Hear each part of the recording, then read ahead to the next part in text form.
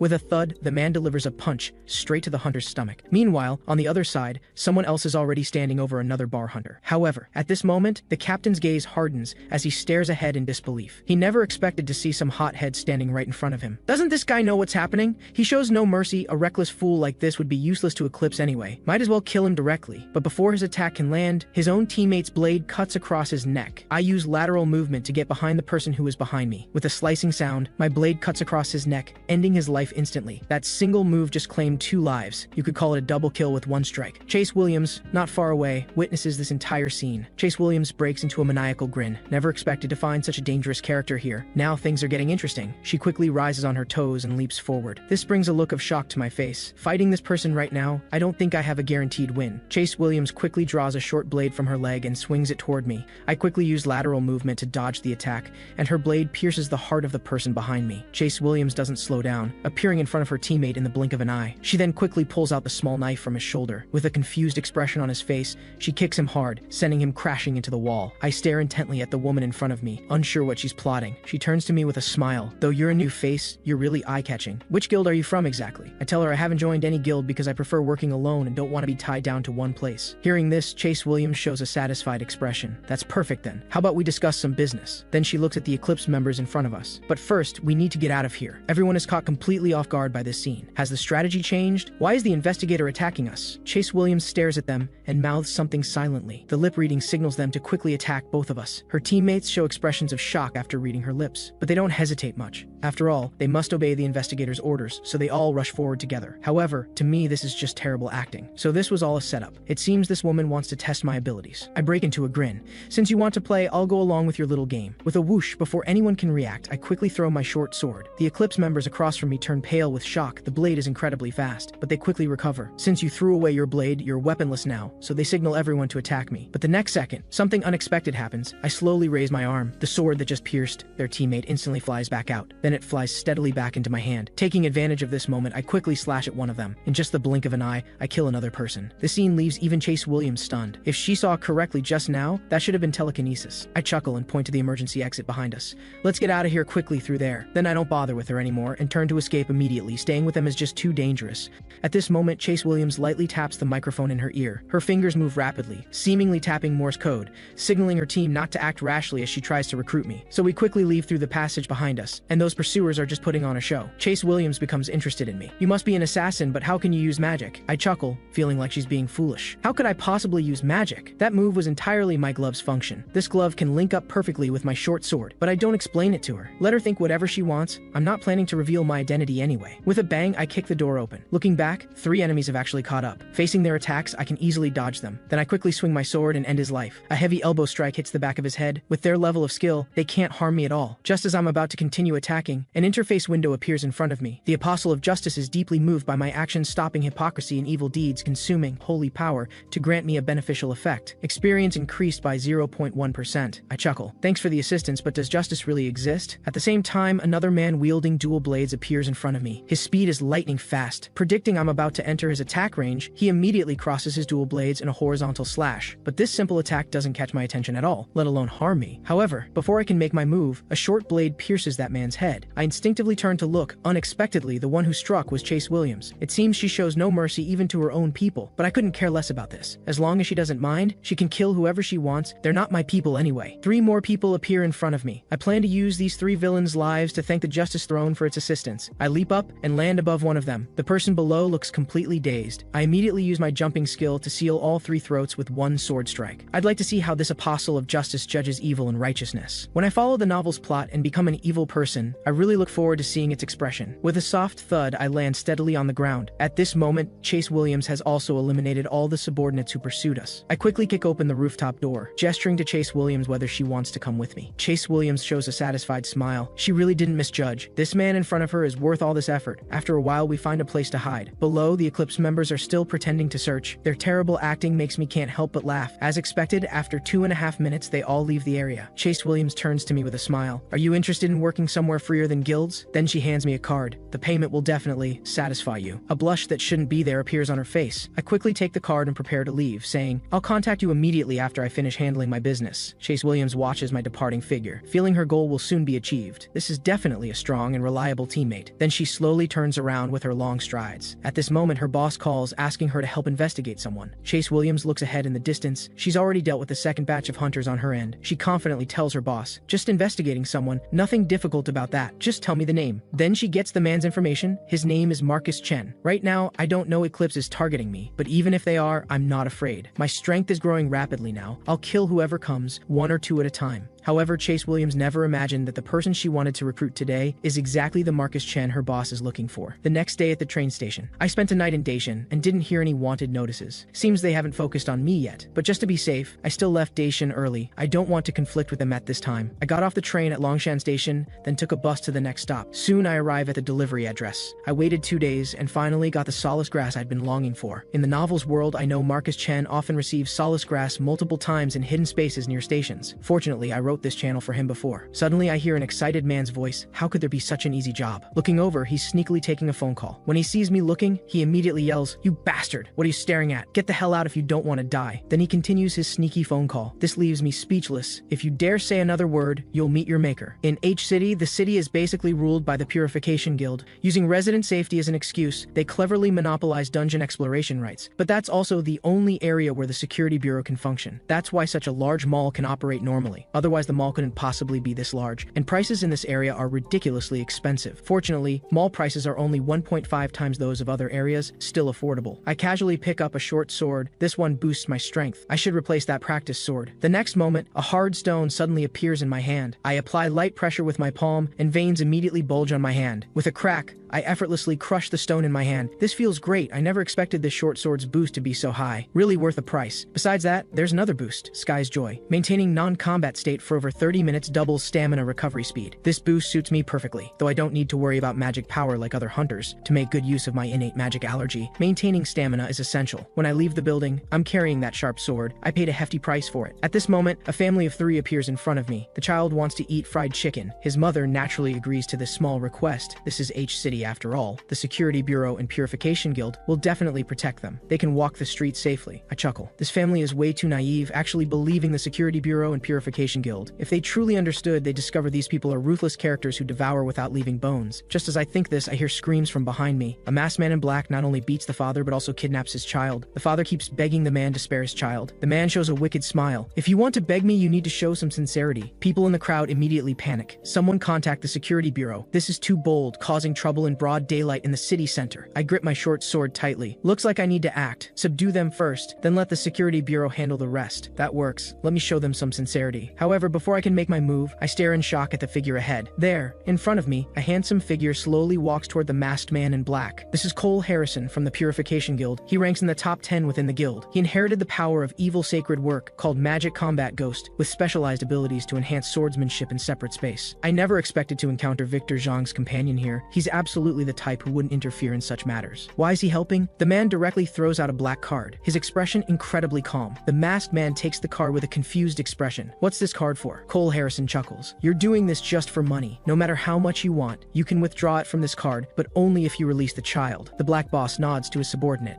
signaling to release the child. Then he pushes hard forward, throwing the child to Cole Harrison. After catching the child, they immediately flee backward. However, Cole Harrison just calmly watches their escape direction. His palm slowly touches the ground, but the next instant, he vanishes directly from where he stood, too fast for anyone to see clearly. Even I can only vaguely see some after images. This guy is definitely not to be underestimated. When his figure becomes clear again, he's already in front of the two men in black, radiating dark magic power. Then a black circle spreads out with his feet as the center. Soon, this black flame envelops everyone. The two men are extremely shocked. They were just out doing part-time work. How did they provoke such a powerful guy? The two men in black can't escape now because they're trapped within a black barrier. In this instant, Cole Harrison's figure moves, followed by his sword slash. With one sword strike, that person's body is cut in half at the waist. Before dying, one of the men's face is revealed. I remember this guy. He was the one making phone calls here earlier. He sneakily took a call and claimed this job was too easy. Could the work he mentioned be kidnapping children? The other person stares in disbelief at his dead companion. I can't believe you actually killed him. Then he keeps begging Cole Harrison, can you spare me? I already did what you said. Didn't you say before that acting would be enough? But to his despair, Cole Harrison seems too lazy to listen to his explanation. Meanwhile, everyone outside can't hear sounds from within the black circle. This skill must be blocking internal sounds, making it impossible for outsiders to hear. This man clearly knows that no matter how he explains, the other won't listen, so he places his hand on the sword at his waist. Before dying, he curses Cole Harrison. You demons! I can't believe you'd do such things, using their lives to boost your own reputation. Unfortunately, only Cole Harrison hears his angry roar. No one else will ever know. Cole Harrison smirks contemptuously. He wouldn't even consider trash characters like this worth his attention. If you want to curse, go ahead. After killing that person, he slowly removes the black barrier. I sigh deeply. I thought someone actually dared to kidnap in broad daylight. Turns out it's all their staged performance. Never expected them to use external profits to increase residents' trust in the Purification Guild so ruthlessly and domineeringly. I snort coldly and turn to leave. Enjoy your current situation. All the opportunities you'll be allocated in the future will belong to me. Meanwhile, on the other side, a supervisor hands an escape list to Chase Williams. This is recent prison break personnel data. This is all we know. So Chase Williams casually opens the files to review them. When she sees one particular file, her finger can't help but pause, because this list shows my name and photo, along with some detailed information. After seeing my file, Chase Williams shows an excited expression. This young man looks very familiar. At the same time, I arrive at the dungeon entrance. I ask the guards ahead whether this dungeon can be entered now. The two guards look at each other. The dungeon has completed initialization and can be entered, but in their eyes, me going in would be like walking to my death, because this dungeon isn't something a level 20 hunter like me can conquer. I'm far from reaching their recommended level for dungeon entry, but if I insist on going, they won't stop me. I find this really interesting. I definitely need to go in, otherwise how will I level up quickly? If I keep dawdling like this, I might become someone else's prey. That's not what I want to see. So I set my target at level 50. This is my first goal. I tell the two guards to let me through. I'm entering the dungeon now. 2.5 hours later, I enter an area filled with yellow sand. This yellow sand makes it impossible to see the path ahead. If ordinary people came here, they'd likely get lost and never find their way back. Fortunately, when I came, I infused each footprint with magic power and used my abilities to observe so I won't lose direction. At this moment, I'm suddenly startled. There's a cliff right in front of me. If I hadn't noticed just now, I might have fallen. Even if it didn't kill me, I'd be left half crippled. What's more annoying is that some magic beasts have appeared behind me. In this yellow sand, a group of red eyes slowly appears. These are rake lizards, monsters that are quite active in this area. But I'm not afraid at all. I instantly pull out my dagger, ready for battle. If this fight goes smoothly, I should reach my goal quickly. The rake lizard lets out a roar and charges at me with claws bared. I'm going all out too. Today, I'll definitely have a satisfying battle with these rake lizards. Meanwhile, on the other side, Chase Williams is listening to intelligence from the supervisor. According to intelligence, Marcus Chen used magic power to deceive the hunters tracking him. But the supervisor thinks this must be his good luck after all. How could a level 10 evade pursuit from a level 100 hunter? But the following intelligence makes him find it incomprehensible. A level 100 hunter actually died at the hands of a level 10 hunter. Chase Williams closes the intelligence file in her hands. She roughly understands what the supervisor means. Then she tells the supervisor she already met this escaped person 2 days ago. This makes the supervisor feel regretful they didn't arrest him then, but what Chase Williams says next shocks him. She estimates I'm at least level 100. Because of this, Chase Williams is extremely angry. She burns the file in her hands. Quickly explain what this file is about. Even Marcus Chen's level information is wrong. A man solo fights a dungeon boss for the first time, but shocks everyone present because he kills the boss with just a small blade. Then fire abilities burst forth, directly burning the ultimate boss to ashes. Just now, shortly after entering the dungeon, I encountered rake lizards. I quickly throw the sharp blade in my hand. With a slicing sound, one rake lizard in front of me is instantly cut open, but I clearly hit its abdomen just now. Unexpectedly, the wound is so small. When hitting that rake lizard just now, my thread also wrapped around the weapon. Gradually, that weapon pulls out from the rake lizard's abdomen. The next moment, with one sweep of my hand,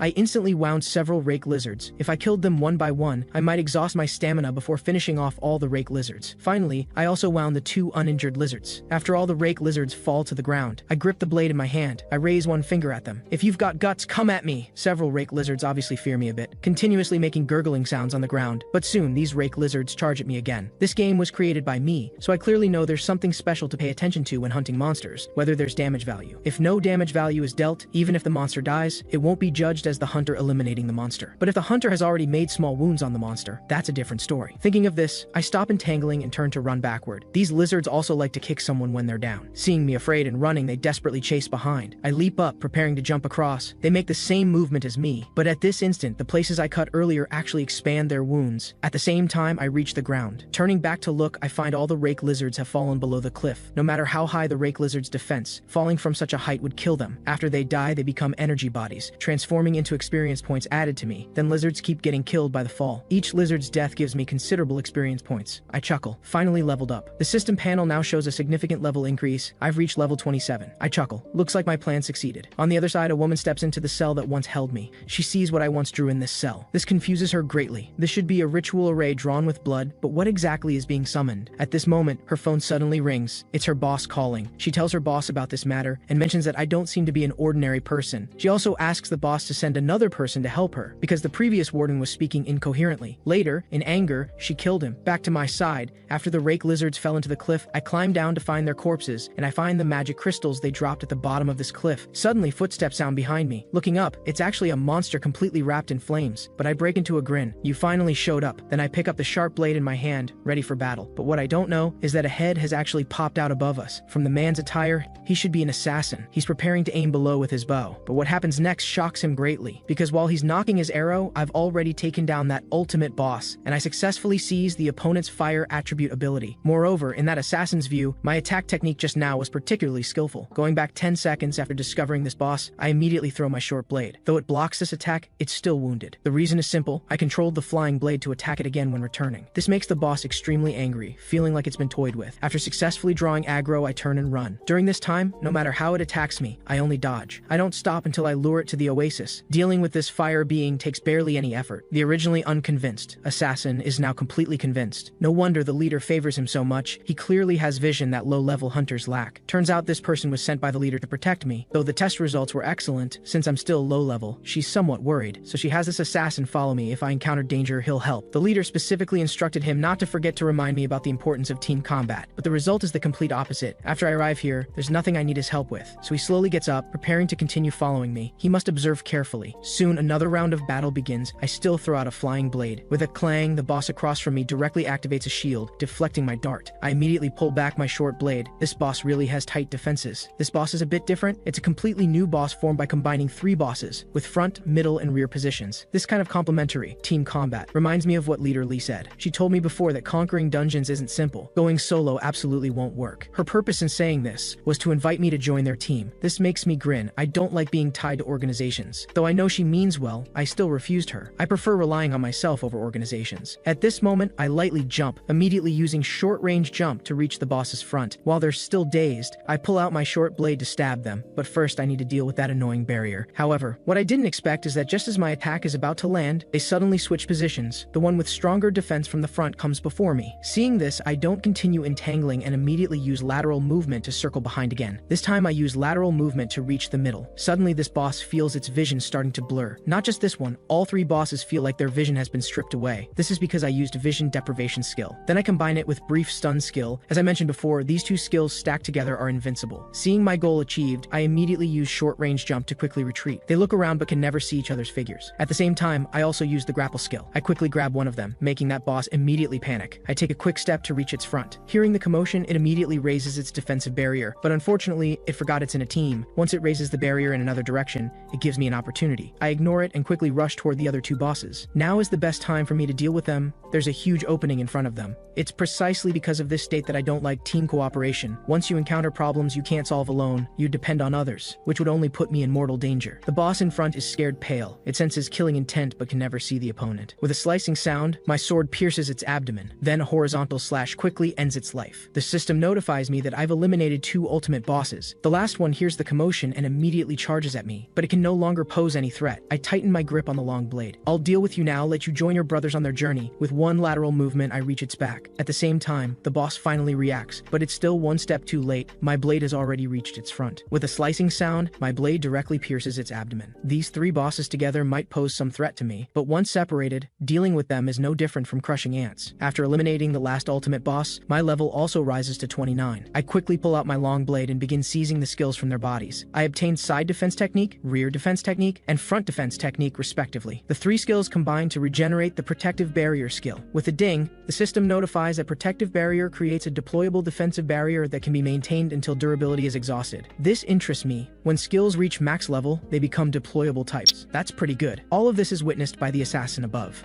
The assassin never expected that I, a low-level hunter, would be far more capable than imagined. Perhaps that's exactly why I don't care about team combat. However, he thinks it's still too early to draw conclusions. Everything will have to wait until I finish the main boss to be certain. So throughout this journey, he keeps following behind me. Before me appears a towering and terrifyingly sinister boss. This boss is an extremely troublesome existence even in the assassin's eyes. Upon seeing this boss, I chuckle and greet it. We finally meet. The boss across from me is equally excited. It's been a long time since anyone came before it, and now it can finally have some fun. I raise my hand and point in its direction. My target from beginning to end has been your blood burst. Rumble, rumble, rumble. As we battle, the sky above takes on an eerie color. The ultimate boss lets out a mighty roar. With several whooshing sounds, purple flames instantly burst forth from its palms. Each flame creates a crater when it hits the ground. I can only keep dodging rapidly. Soon I use short-range jump to reach the boss's front. Without hesitation, I use short-range jump again to circle behind it. With energy replenishing herbs in my mouth, the boss is shocked. It never expected this kid to be as fast as a mouse. So the moment I descend, it soars into midair, using guardian magic. In this instant, I clearly see wind arrows swirling around the boss. This secretly startles me. It seems I won't be able to launch a sneak attack. The next moment, these wind arrows fly toward me as if equipped with tracking devices. With no choice, I can only use short-range jump repeatedly. This boss is indeed no simple opponent. It has skill barrages in front and guardian magic behind, so I think the most effective way to deal with magic is close combat. But the problem is, even getting close to it will definitely cause bleeding. And at that point, this guy only needs to snap its fingers to use its strongest skill. At that time, I'll only be killed by its blood burst skill, with no power to resist. So I must find another way to approach it, and I cannot get injured beforehand. This boss, as I predicted, only knows those few skills. So far, I've only used jumping skills, and haven't deployed my other survival methods. So it must think I only know this jumping skill and blade techniques. Meanwhile, the assassin behind me watches this scene. He notices neither side has taken substantial damage, and never expected I would spend so much time looking for the opponent's weakness. At this moment, the assassin shows an expression of complete shock. The boss roars and raises its hand, summoning incredibly powerful purple energy above it. The boss is completely enraged. After 20 minutes of continuous battle without even touching my body, it decides to use its ultimate move. This plays right into my hands. You finally lost patience. Above me, the boss uses deep purple flame, its final trump card, and now it's time for me to reveal mine. Continuous magical cannons rain down from above, but I skillfully dodge them all. This boss is actually quite stupid. Other bosses would have come down long ago and wouldn't stay in the air. It thinks it's safe in the air, but it's actually in the most danger, because I'm now within range. I reach out and directly grab its body. Then I instantly pull its body toward me. Now we're in close combat, aren't we? Though this monster doesn't know how it ended up in front of me, it can only fight with everything it has now. I curse silently. Damn it, why does it start chanting at a time like this? With a thunderous boom, the explosion's power even startles the assassin. However, to the boss's dismay, I use lateral movement to circle behind it. Go ahead and fire your cannons all you want. No matter how many you shoot, they're meaningless if they can't hit me. But this boss shows an evil grin, because it placed a magical cannonball behind me. Soon, this cannonball approaches me as swift as the wind. Unfortunately, it still underestimated me. Isn't it a bit early to be so pleased? I raise my hand and immediately use protective barrier, instantly creating a circular shield centered on myself. In this instant, I immediately imbue my sword with firepower. With a piercing sound, I completely ignore its attack and drive the blade straight into its chest. My eyes fill with mockery as I exhale with a whoosh. The flame that just pierced the boss's chest immediately sets its body ablaze. In just 2.5 seconds, the boss is reduced to ashes. I chuckle. This fire attribute is really useful. The assassin behind me witnesses everything. He never expected someone of my level could single-handedly defeat Alyssa. He feels certain about what to report report to the captain. With a ding, the system notification arrives, bloodburst skill acquired. Getting this today means achieving my maximum goal. Then I glance behind me. It seems the person monitoring me has also left. Meanwhile, my system sends consecutive notifications. First, my level increased to 32. Second, I acquired the assassin class basic skill acceleration. Additionally, the Throne Mobile Combat Master highly praised my combat performance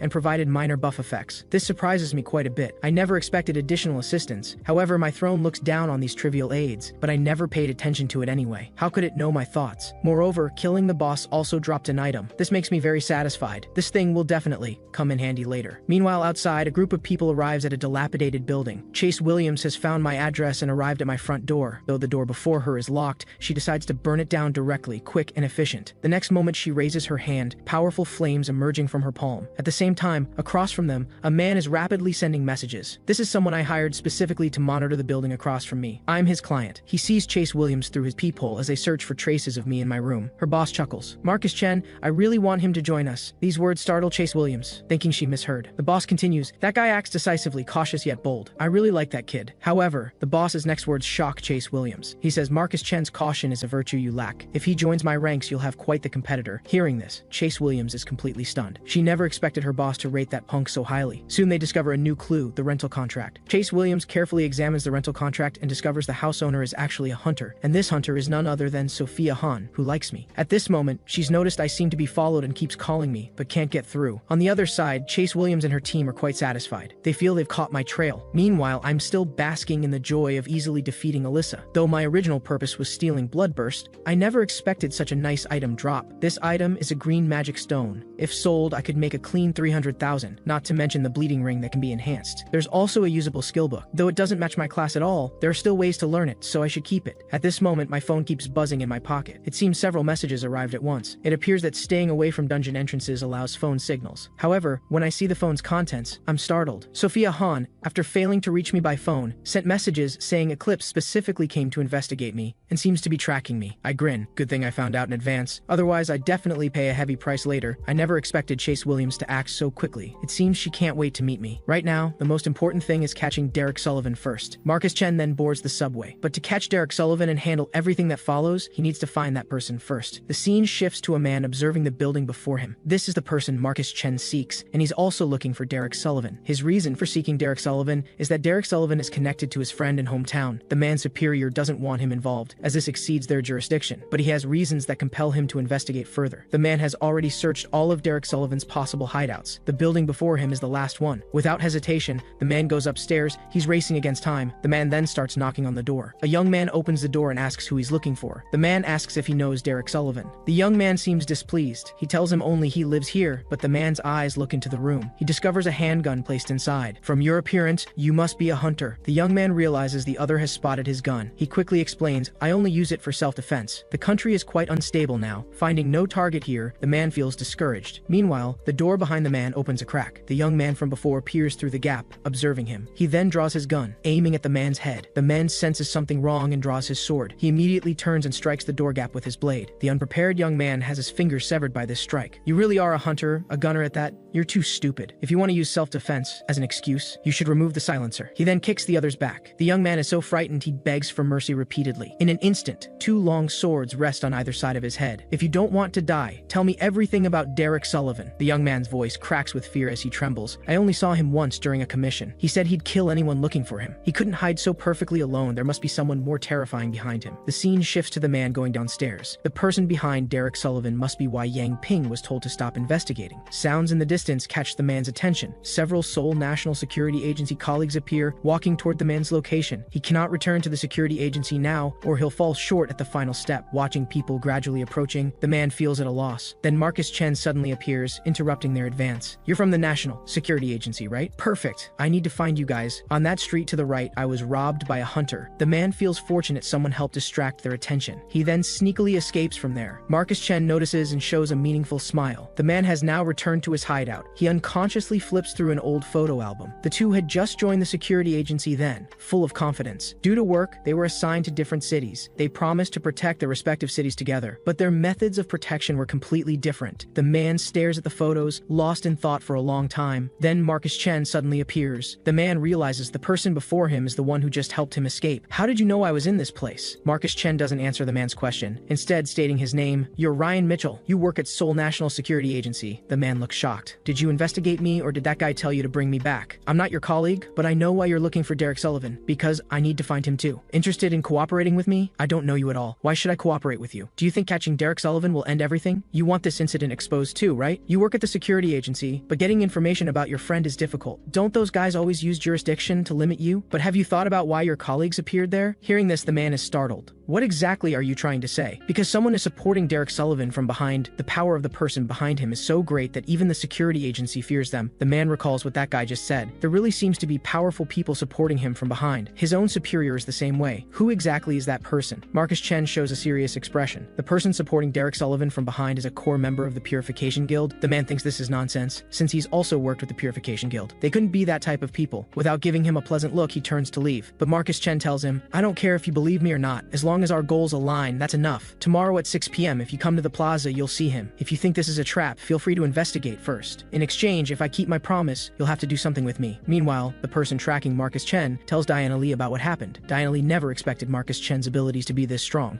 While they're still discussing Marcus Chen, they're suddenly interrupted by a sound. Chase Williams bursts in, ignoring all attempts to stop her. Holding a stack of documents, she smiles at Diana Lee. Finally found you guys. Diana Lee slowly stands up, speaking word by word. How dare you? Don't you know this is my territory? Or do you want to fight? Chase Williams looks at her calmly. Calm down. I'm not here to fight. She then hands over Marcus Chen's file. Take a good look. Doesn't this person look familiar? I think you should know him. Diana Lee looks at the documents with shock. She never expected this guy's real name to be Marcus Chen. But since Chase Williams came looking for her, it means Eclipse is interested in him. Diana Lee then denies knowing him. Hearing this, Chase Williams can't help but curse her shamelessness. I already know he took commissions from you. Diana Lee slaps her forehead hard, as if trying to remember something. Oh right, his abilities didn't meet our standards, so I rejected him. She then changes her expression. Do you understand? If you don't want to fight, get out of here with your people immediately. Good. You better not be lying, or you know the consequences. Chase Williams then leaves angrily. Diana Lee tells her subordinate to have some people follow Chase Williams. She wants to know her real-time movements. I think if that guy finds out about this, perhaps the relationship between our organization and Eclipse Guild will become even stronger. After leaving the organization, Chase Williams vents her anger on her subordinate. She simply snaps her fingers and burns the man before her to ash. Chase Williams recalls when Marcus Chen took her business card. He not only didn't contact me but also disappeared from Dacian within days. This means he recognized me from the beginning, even though Master still wants to recruit him. But to me, he's already an enemy. If he's going to steal Master's favor from me, I don't mind killing him. After all, people make little mistakes. I'm sure Master will forgive me. The scene shifts to a man receiving a message that someone is looking for Derek Sullivan. The man chuckles lightly. A bunch of stupid fools. Don't they know I'm hiding in the shadows? The man cheerfully whistles a tune from his hometown, completely unaware of the person behind him. Only came home at 3 p.m. today. Hearing this, the man's heart skips a beat. That's much later than I expected. At the same time, the man's information appears. This person is Derek Sullivan, whom Marcus Chen seeks. Derek Sullivan immediately masks his panicked expression. I think you've got the wrong person. Suddenly, black mist attacks toward his eyes. Derek Sullivan reacts quickly, leaning back to dodge it. He stamps both feet on the ground, then releases an illusion and runs away. Marcus Chen watches where he escaped and sighs with admiration. This guy's magic resistance is really high. The black mist couldn't control him immediately. Derek Sullivan stares at him cautiously. Is this the guy who's been looking for me? He already knows my hiding place. I can't let him live. He immediately draws countless hidden weapons from his body. He shoots them toward Marcus Chen. Marcus Chen uses defense shield to neutralize this sneak attack. Derek Sullivan looks at him curiously. Isn't that guy an assassin? Why does he have this skill? Derek Sullivan continues using shadow scatter movement, throwing hidden weapons around Marcus Chen. But this time, Marcus Chen controls his body to dodge them all. Derek Sullivan finds him troublesome. His reaction speed is fast. He's increasing distance between us. Is he dodging and observing me? If that's the case, then I'll force close combat with you. Derek Sullivan moves forward, preparing to resolve this with close combat. But suddenly a large hand appears before him, attacking toward his body. In an instant, Derek Sullivan cannot move. Marcus Chen is already in position, ready to drive his weapon into the opponent's body. Derek Sullivan screams in terror. You can't kill me. How about I tell you a secret? I never expected Seoul National Security Agency and Purification Guild to conspire in something so shady. When Derek Sullivan is captured, Victor Zhang, as humanity's savior, has no choice but to appear, and his appearance is solely to prevent that incident from being exposed. Before this, Derek Sullivan, to save his life, tries to use a secret as exchange, but Marcus Chen doesn't care what secret he's talking about and stabs toward Derek Sullivan's body. Marcus Chen smirks disdainfully. Actually, your greatest asset is those stealth techniques and illusions you're so proud of, but I've already laid traps in all the places you might hide. Every movement you make, I can clearly track your route. The severely injured Derek Sullivan still wants to escape. Marcus Chen shows a playful expression. Save it. You can't escape from me. He then flicks something from his hand, where it hits immediately. Spurts blood. The next second, Derek Sullivan feels a force surging through his bloodstream. Derek Sullivan writhes on the ground in pain. scene, cursing continuously. When the pain subsides slightly, he still threatens Marcus Chen. "You damn bastard, I'll tear you to pieces sooner or later. Do you know who's behind me?" Purification Guild President Cole Harrison. Derek Sullivan's heart skips a beat. Why does he know who's behind me? Now you can shut up and get some good sleep. The scene shifts to Ryan Mitchell preparing to go to the plaza Marcus Chen mentioned. He recalls what Marcus Chen told him. The National Security Agency uses apps to handle work, but you often use that watch, never treating it as a deceased person's relic. Doesn't this mean your friend's account is still being used? First, you need the security agency to cancel this account. They'll then recognize your friend died in the line of duty. But the people behind Derek Sullivan definitely won't let things develop this way. They want to handle this as quietly as possible. The people behind will definitely suppress this matter. They'll choose to cover up the account rather than cancel it. Your so-called colleagues also found that building by checking the account information, and I'll bring Derek Sullivan before you. In exchange, you must cooperate with me using that account. If everything that guy said is true, then it's all the fault of the security agency and Purification Guild. But how should I handle this now? The two sides now meet at the agreed location. You're quite late. It seems this situation is hard for you to accept right now. Ryan Mitchell doesn't answer, instead asking where Derek Sullivan is. Marcus Chen drags Derek Sullivan like hauling a dead dog. Ryan Mitchell finds it hard to believe he caught him in just a few hours. Marcus Chen tells him, "I deliberately chose the busiest time. If you want to arrest him publicly, even the people behind him will be powerless. Or if you want revenge on him, I won't stop you. It's all up to your will. So what's your choice?" Ryan Mitchell looks at him without speaking for a long time, constantly thinking of solutions. After much consideration, reason finally prevails. The area is now crowded with people. Marcus Chen calls security agency personnel. A man runs over breathlessly. "Are you the one who contacted us about capturing Derek Sullivan?" Marcus Chen responds and drags Derek Sullivan forward. The man wants to ask how he caught him, but seeing his expression, chooses to stay quiet. He then asks for his Hunter ID number to distribute the reward. Marcus Chen enters a series of numbers and hands over his phone. Meanwhile, they transfer 300 million won to the designated account, and the dungeon lease contract is also sent. The scene shifts to evening. Marcus Chen never expected him to give up revenge. The man sighs. "If he were here, he'd want me to do this too." Ryan Mitchell tells Marcus Chen to look up. "We're as small as stars in the universe, yet we still dream of hope. In this difficult world, we need a place we can trust. I originally thought the Purification Guild and Security Agency were such places, but now I just want to resolve this matter. If everything you said is true, then I absolutely cannot let the Security Agency and Purification Guild succeed." Marcus Chen looks at him seriously. He should still take the path of resisting leadership. In the novel, he eventually became a demon and the Purification Guild's #1 enemy. In Derek Sullivan's case, he was caught by Cole Harrison. But this time, I've erased all traces, so nothing will happen. Ryan Mitchell thanks Marcus Chen. "I thought you approached me for the bounty. The bounty is only part of the reason. After all, I'm not someone who works for free. Compared to the bounty, Marcus Chen cares more about how to cut off Cole Harrison's limbs, because that's the greatest wealth." Meanwhile, Cole Harrison holds Derek Sullivan's file. His arms were crippled during capture? Yes, he's still in life-threatening condition. "We've sent him to the hospital." Cole Harrison carelessly tosses the documents. "Doesn't matter. I can't use him anymore anyway." The next second, massive killing intent appears in Cole Harrison's eyes. "Tell me which bastard did this." The man hurriedly searches for the Hunter ID number he just recorded. But what follows is the man's terror. Cole Harrison is displeased. What's wrong? The man's face is full of panic because all the information he just recorded has disappeared. A police officer deleted all the information, but this is a dead person's account. There must be some mistake. Cole Harrison angrily smashes the table before him. He glares with bulging veins. "You want me to believe this nonsense? Or all you security agency? People eating garbage." Cole Harrison is about to explode when a voice stops him. A massive rune appears before them. "Enough, Cole Harrison. You need to calm down now." Victor Zhang, humanity savior, emerges from the rune. "I don't think you should be so angry, don't you agree?" This is a plot that runs through the entire novel. Even Marcus Chen, as the novel's author, doesn't know about it, because this is a struggle between dual protagonists. It's also a battle between myself and myself. Before this, Ryan Mitchell expresses gratitude regarding Derek Sullivan's matter. Without Marcus Chen, he would never have had the chance for revenge. Marcus Chen doesn't care about this, because he remembers,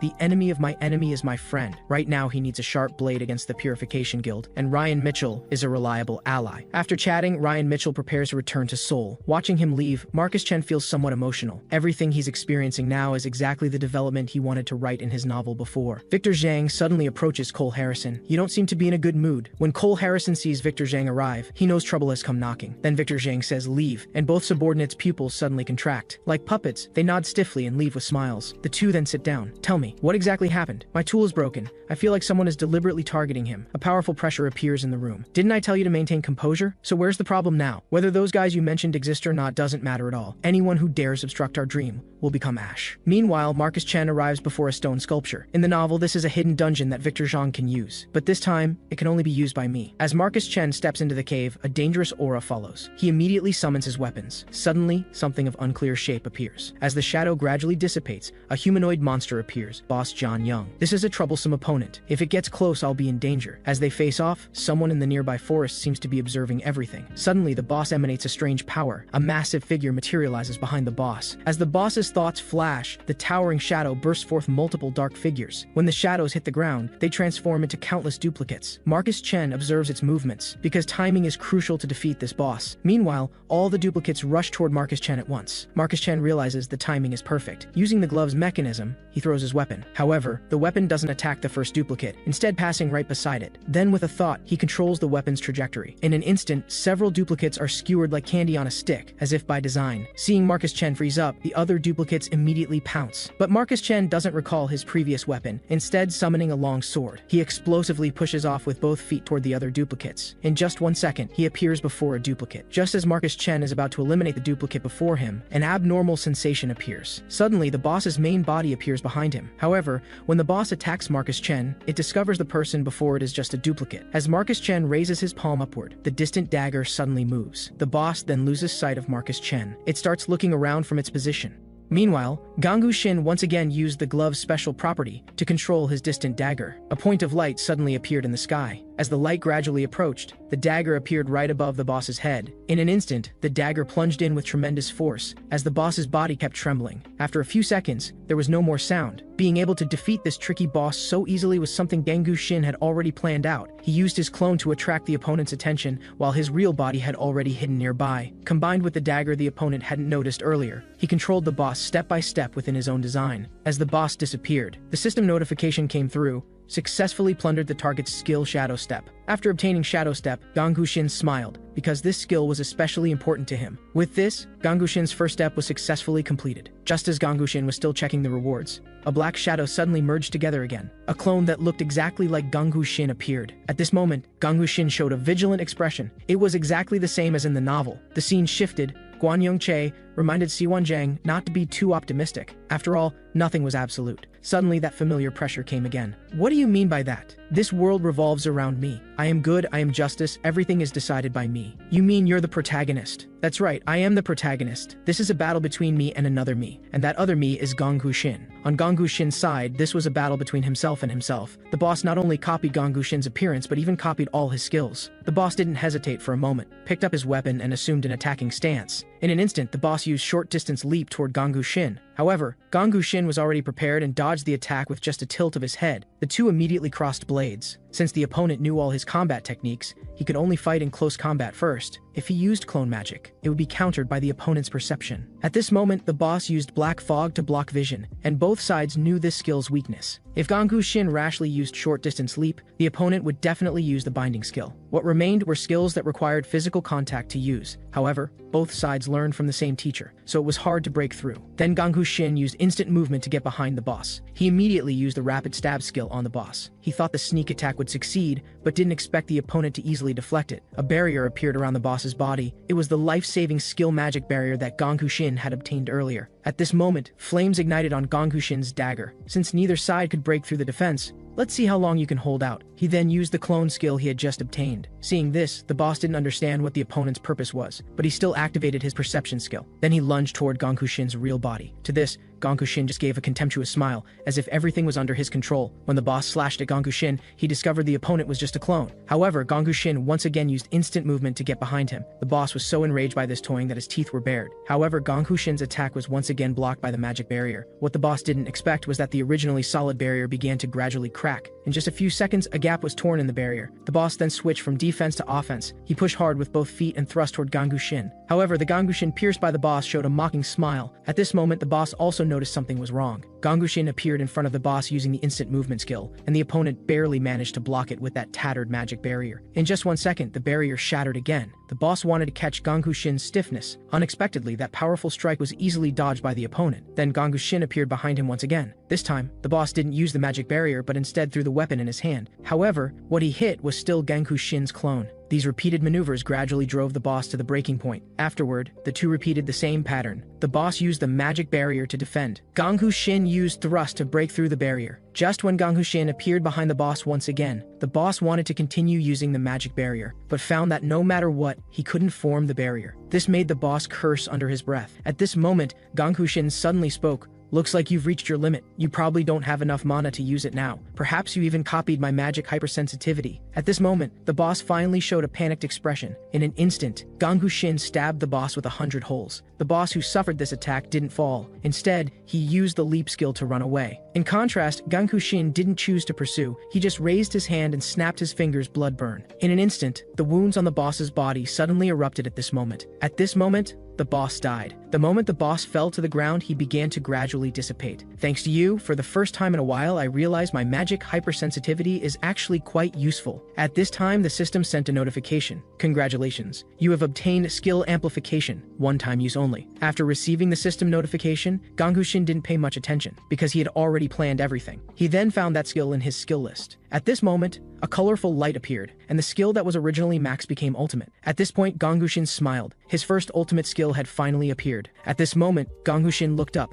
A data-like point of light was gradually contracting. The contraction of the light point blocked what was originally Siwon Jang's opportunity. Gangu Shin sighed with relief that he had set this instance dungeon as a one-time instance dungeon. But what surprised Gangu Shin about this trip was the red crystal and skill book in his hands. The red crystal was a rare material used to upgrade items or skills. If Siwon Jang had obtained it, even Gangu Shin would have felt jealous. He then put away the red crystal and picked up that skill book exclusive to assassins. He quickly found the skill he wanted to obtain. Backstab, gained 33% damage bonus when attacking an enemy from behind. This instance dungeon was now completely finished, and Gangu Shin was ready to go back and deal with Zhang Taehyo's matter. Just moments ago, Gangu Shin had found Yerin Li. Yerin Li asked why he had transferred 100 million won to her account. If So Huicha found out about this, she would definitely come looking for trouble. Gangu Shin explained, because Gangu Shin's name couldn't appear before her eyes, otherwise she would come directly to his door. I heard that to catch you. They didn't hesitate to burn many hunters to death. You don't need to worry. I investigated your identity to better protect you. At this moment, one sentence from Gangu Shin stunned Yerin Li. Because I captured SEO Zheng Tae, and I have a reason for not telling you my identity. If I exposed my identity, even if I got the commission, Blue Eyes wouldn't receive the payment. Yerin Li wasn't listening to what Gangu Shin was saying, but was still absorbed in the fact that Zhang Taehyo had been caught. He actually caught Zhang Taehyo without leaving any trace. He always manages to surprise me.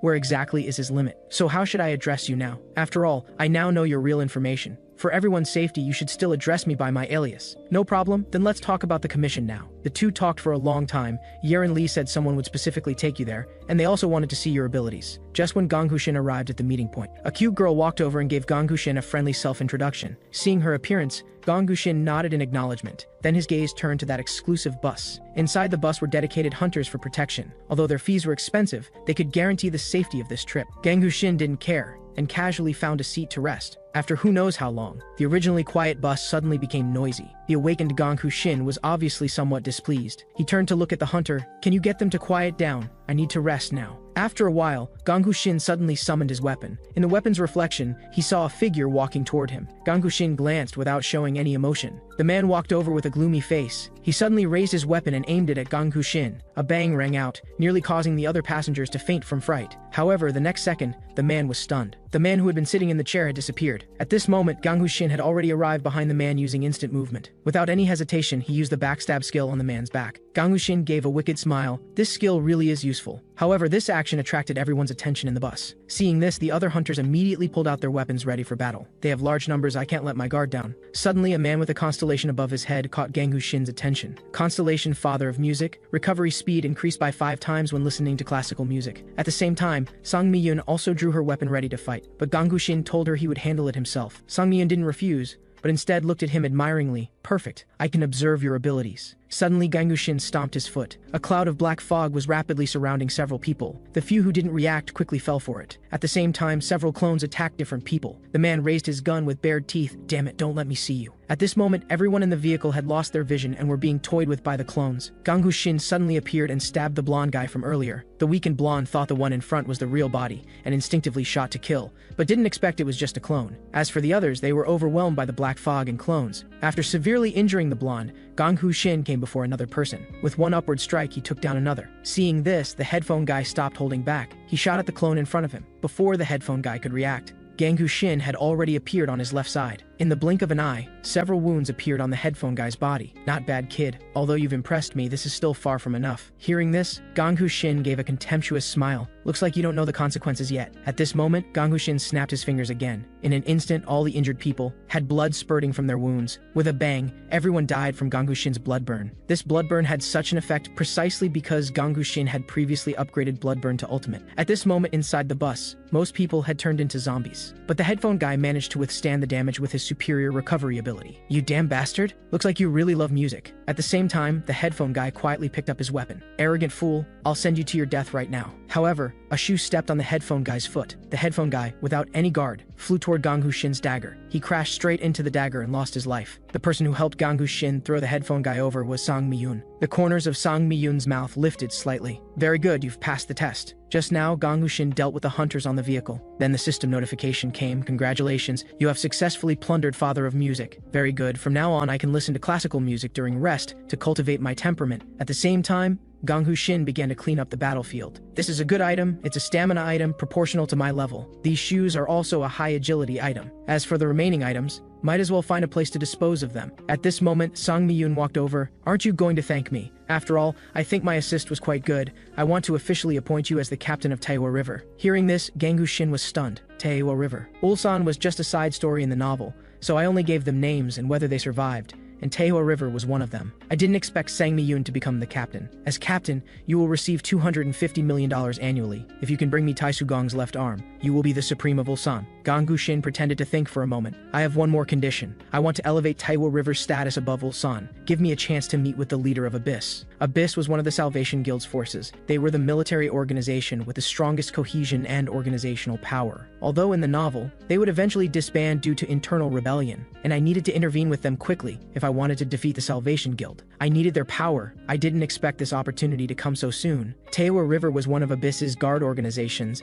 and this was a good opportunity to get close to Abyss. Looks like you're very ambitious, but we need to see results before we can discuss details with you. The scene shifted. The two arrived at a spacious plaza. The other people in the plaza were eyeing the two of them covetously. Do you see the instanced dungeon barrier in the distance? Taesugong comes here every few days. At this moment, Ganghu Shin also noticed some hostile gazes, judging from the atmosphere in the plaza. They didn't seem to be here to clear the instanced dungeon. Could they all be here to capture Taesugong? As you said, the vast majority of them have this purpose. You should know about fireworks. Fireworks was a term mercenaries used when working together. Once someone used fireworks, it meant someone would definitely die. Before executing a mission, they would inform each other of their wishes, meaning someone would sacrifice themselves in exchange. The last person alive would fulfill their wishes. As long as I don't participate in the mission, they will execute it this way. Hearing this, Ganghu Shin fell into thought. Although Taesugong survived this assassination in the story. But this time, I need to change this outcome. In Ulsan, everyone who heard the three words Taesugong was filled with disgust, because he was covered in many people's blood. He was a madman who didn't care about anyone. Otherwise, he wouldn't have the title of Butcher of Ulsan. He was a desperate outlaw, so there were many assassination missions on him. The main reason no one could kill him for so long was that he had many items above level 200. At this moment, a commotion attracted their attention. Taesugong was walking along swaggering, and the gem on his left hand was particularly dazzling. When the people in the plaza saw their target, everyone's eyes fell on him. Some onlookers were still discussing the gem on his hand. At this moment, Sang Mi-yoon also revealed Taesugong's secret. Whenever Taesugong uses magic, he needs to rely on the power of his left arm, which is why he depends so much on the gem. Everyone here was thinking about that bounty. They were all looking for an opportunity. The moment he stepped into the instanced dungeon would be the time to strike. Then Ganghu Shin planned to leave. Aren't you coming with me? Taehwa River is nearby. Let's talk about that later. I have something to take care of now. The scene shifted to inside the trading hall. Ganghu Shin spent 500 million won to purchase an item. This item could reduce pain effects and also increase stamina attributes. For Ganghu Shin, this was a very good thing. Then he sold off all the loot he had obtained earlier. Ganghu Shin browsed the trading center for half a day, but didn't find what he was looking for.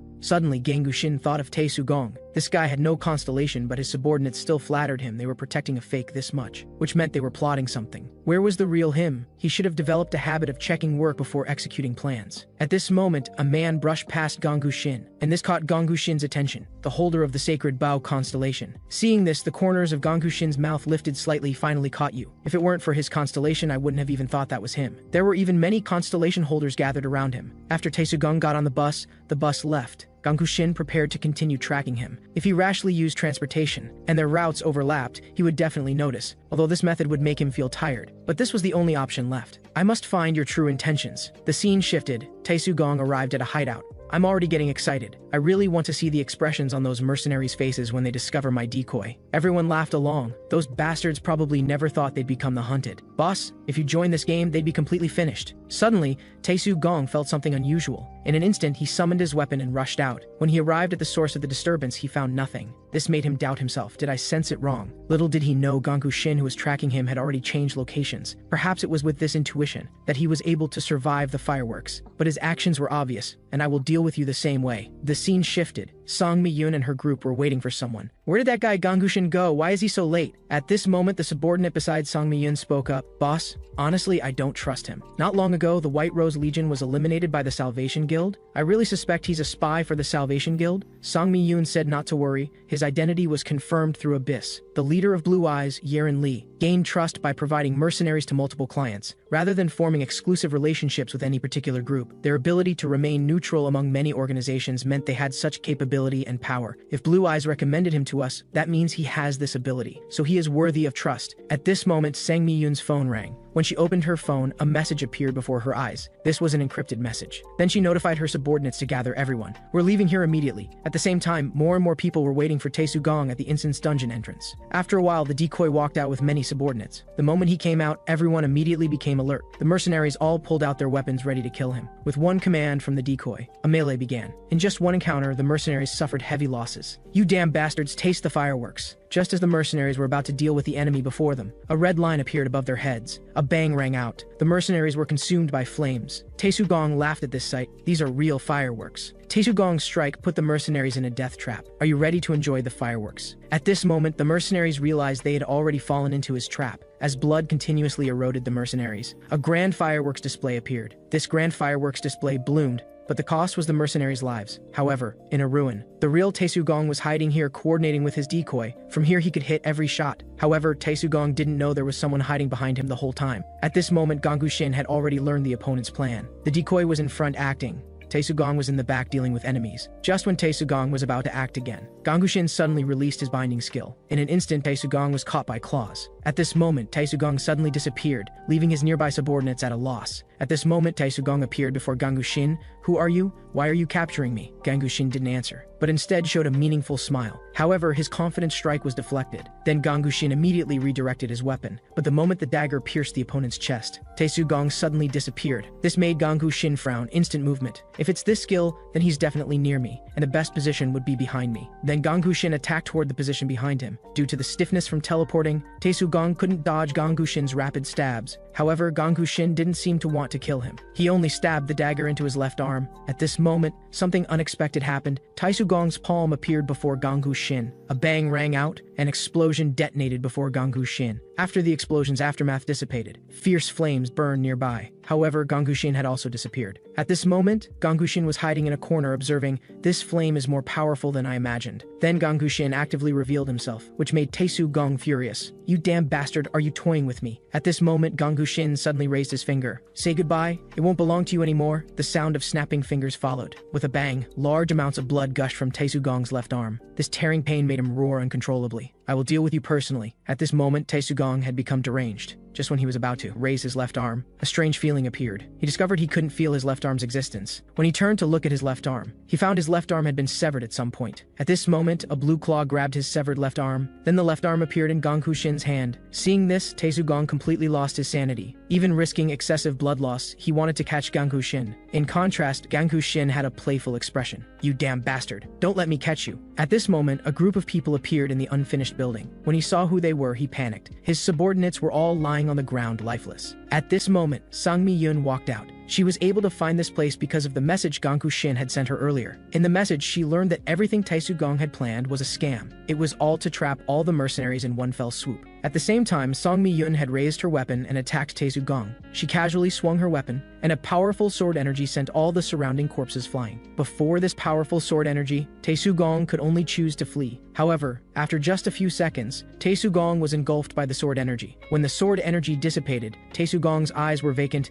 and he had fainted. Due to the lack of Tae-Soo Gong's assistance, the decoy could no longer withstand the mercenaries' assault. At some point, A weapon pierced the decoy's chest. This scene gave all the mercenaries hope of victory. The moment the decoy fell to the ground, the appearance that belonged to Taesugong suddenly changed into an unrelated person. At this moment, all the mercenaries realized they had been deceived, and they seemed to have lost the will to resist. However, at this moment, Sang Mi-yoon suddenly appeared. In no time, she dealt with all the enemies around her. Sang Mi-yoon's appearance gave everyone the will to survive. In an instant, all the mercenaries were in a melee again. Before long, the enemies were completely slaughtered. At this moment, Sang Mi-yoon's phone received another message. Please don't forget your promise. This message reminded Sang Mi-yoon of Gong Hu-shin's words, "Let me meet the leader of Abyss." Then Sang Mi-yoon replied, "Once things here are finished, I will immediately contact Abyss." The scene shifted to an office. Yerin Lee was holding Taesugong's left arm. "Your workability is excellent. I'm very happy to meet you in Daejeon. Cut the pleasantries. What is Sohui-cha doing now?" Yerin Lee chuckled. "I gave her some false information. Right now she should be hitting walls everywhere in Jeonju." Before this, Gong Hu-shin learned from Yerin Lee that he had become a celebrity. This made Gong Hu-shin frown. This had already deviated from the novel's trajectory, and this incident taught Gong Hu-shin a lesson. If he dealt with Siwon-jang in the future, he must be careful and cautious. At this moment, Yerin Lee changed her smile. "I think you should continue working with Blue Eyes in the future. Naturally, provided there's no better option. In that case, let's talk about the next commission. Your target this time is named Gubin Jo. He's a serial killer who usually targets minors. The last place he appeared was at Ground Zero. That file contained more detailed information, which you could look into before departure." Gong Hu-shin had wanted to rest for a while, but he didn't expect this commission to come so quickly. Before heading to Ground Zero, he needed to make a series of preparations. Meanwhile, Siwon-jang was watching news reports about Gong Hu-shin. Not bad. An interesting fellow. Siwon-jang then called the intelligence team, demanding they collect all information about Taesugong and find the hunter who cut off his left arm. The scene shifted to inside a high-rise building. Gong Hu-shin found Song Yuk-han, the general manager who oversaw the dungeon. "We haven't met before, have we? We don't lend dungeon permits to complete strangers." 1 billion. I'll pay 1 billion for a single permit to the Waltman dungeon. Hearing this, the man was startled. The man who had been sitting immediately teleported to the door and gestured for him to enter. The man thought Gong Hu-shin was a fool with too much money, not knowing that this dungeon's value far exceeded 1 billion. The scene shifted, and Gong Hu-shin had already appeared inside the dungeon. He didn't waste time and quickly cleared out the small monsters in the dungeon. When the nearby small monsters were cleared, his level also rose to 37. He immediately allocated all the attribute points from leveling up to stamina. Just then, a strange sound appeared. A three-eyed werewolf appeared, and dealing with this werewolf in front of him was one of Gong Hu-shin's purposes for coming here. Seeing the boss appear, Gong Hu-shin didn't hesitate and immediately attacked it. The werewolf, seeing this, released magic from both hands. The lava originally beneath the bridge immediately erupted, as if wanting to swallow him. Following the werewolf's mental command, the slowly flowing lava suddenly became violent, like an enraged beast. While dodging the lava, Gong Hu-shin released his clones. This let the werewolf smell the scent of food. It immediately pulled its head back and began charging power. In an instant, a scorching flame erupted forth. However, Gong Hu-shin used his clones to block this attack. When the clones disappeared and turned into several points of light, the werewolf swallowed both the flames and light points. After devouring them, the werewolf recovered some magic power. What nice food indeed. Gong Hu-shin wasn't surprised by this scene. It was just as he expected. "This time, let me prepare a special meal for you." To deal with the werewolf, Gong Hu-shin had been laying groundwork for a long time. The skill book he obtained from killing a boss earlier hadn't been wasted. He had been waiting for this moment. Its value would be demonstrated at this moment. Following the werewolf's mental control, countless flames attacked Gong Hu-shin. Gong Hu-shin also dodged with agile movement. Just then, he created several clones again. When the werewolf sensed the familiar scent emanating from the clones, the werewolf hesitated for a moment. But the werewolf prepared to repeat its tactics, releasing flames once more. At the same time, a skill book appeared in Gong Hu-shin's hand. Gong Hu-shin then prepared to find the right moment to throw the skill book in his hand. The skill book then passed through the clones and headed straight toward the flames. "Enjoy the delicacy I've prepared for you. This flavor will leave you wanting more." Soon the flames devoured the clones. Just like before, the werewolf once again devoured all the light points. As the werewolf savored the food, it discovered that this food tasted different from before. At this moment, the skill book suddenly appeared above the werewolf's head. Then a dazzling light appeared. After the light dissipated, it turned into several points of light that wrapped around the werewolf's hands. However, at this moment, something strange happened. A system notification actually appeared before the werewolf. "Cannot use skill. You have no weapon." The werewolf tried again, only to find the system kept reminding it. This made the werewolf incredibly furious. "You damned thing. What did you do? "It seems you're not satisfied with the food I gave you." The werewolf, seeing that Gang Shin dared to provoke it like this, decisively used the skill Fire Rain. Gang Shin wasn't flustered at all and teleported behind the werewolf. Then he used the skill grab. The werewolf was caught off guard. Just as it was about to counterattack, it was blocked by Gang Shin's shield. In that instant of blocking, he seized the opportunity to stab the werewolf repeatedly with his blade. After stabbing, he decisively fled, leaving the werewolf completely confused. Seeing the distance was about right, Gang Shin snapped his fingers. Blood explosions erupted all over the werewolf's body. The werewolf staggered twice and then went still. Congratulations on obtaining the skill decapitation. After seeing this, Gang Shin was secretly delighted, because this was just as he expected. If he learned that skill book himself, it would definitely take a long time. But if he let the boss learn it and then killed it, the plundered skill would reach max level. This was a game exploit. Now that he had made sufficient preparations, it was time to head to Ground Zero. The next day, at Seoul Station. At this moment, Gang Shin was staring at that hypocritical man on the screen, his heart full of disgust. Just then, a red-haired woman noticed Gang Shin, who stood out from the crowd, so she greeted him. Gang Shin saw the woman's constellation through the pop-up and couldn't help but freeze. They then immediately went to a coffee shop. The woman was exuding a seductive aura everywhere, but this was useless on Gang Shin, who had been single for decades. "Stop wasting your effort, your skill doesn't work on me." That's right, the woman's constellation was the Fox of Seduction, a dark constellation that charmed others. And through this constellation, Gang Shin already knew the woman's identity very clearly. She was one of the 13 stars, Chung Hua-yu. Chung Hua-yu smiled faintly after hearing this. "I thought only Siwanjiang and Q Country could resist. This is my business card. If you're interested, you can look into it." With that, she handed the card to Gang Shin. Gang Shin didn't hesitate and took it directly. The woman then left. Sometime later, Gang Shin finally arrived at Ground Zero. Looking at the map in his hand, he decided to hunt for treasure first before completing the commission. While he was thinking, black smoke rose behind him. The black smoke slowly formed into a woman with an alluring figure, but he didn't notice this scene. After looking at the map, he prepared to begin his operation. His target was the Mad Salatium. This herb was very useful for suppressing mana allergy. However, the side effects were severe. 30 minutes after use, one would be exhausted and unable to move, but these 30 minutes were enough to turn the tide. A few minutes later, Gang Shin was advancing rapidly using his skill. Before long, he discovered a Mad Salatium growing on a cliff wall. Without further ado, he leaped up directly, but this also alarmed the herb's guardian beast, Mad Farmer. Farmer, seeing someone touching its things, decisively used a whip technique, but Gang Shin used its force against it and instantly appeared in front of Farmer. Reaching the cliff top, Gang Shin had no hesitation. A flame-imbued dagger stabbed straight into its body. Farmer burned to ashes and fell to the bottom of the cliff. After eliminating Farmer, his level finally reached 40, and he learned the skill evasion. Gang Shin looked at the pop-up in front of him and couldn't help but smile. It was time to deal with the uninvited guest. With that, he teleported quickly toward the tree trunk behind him. The black shadow in the tree was startled by this sudden move and could only deactivate invisibility. The moment Gang Shin saw this face, he froze instantly. Wasn't this person Yuri Zhang, his junior from the real world? Yuri Zhang's family was very successful,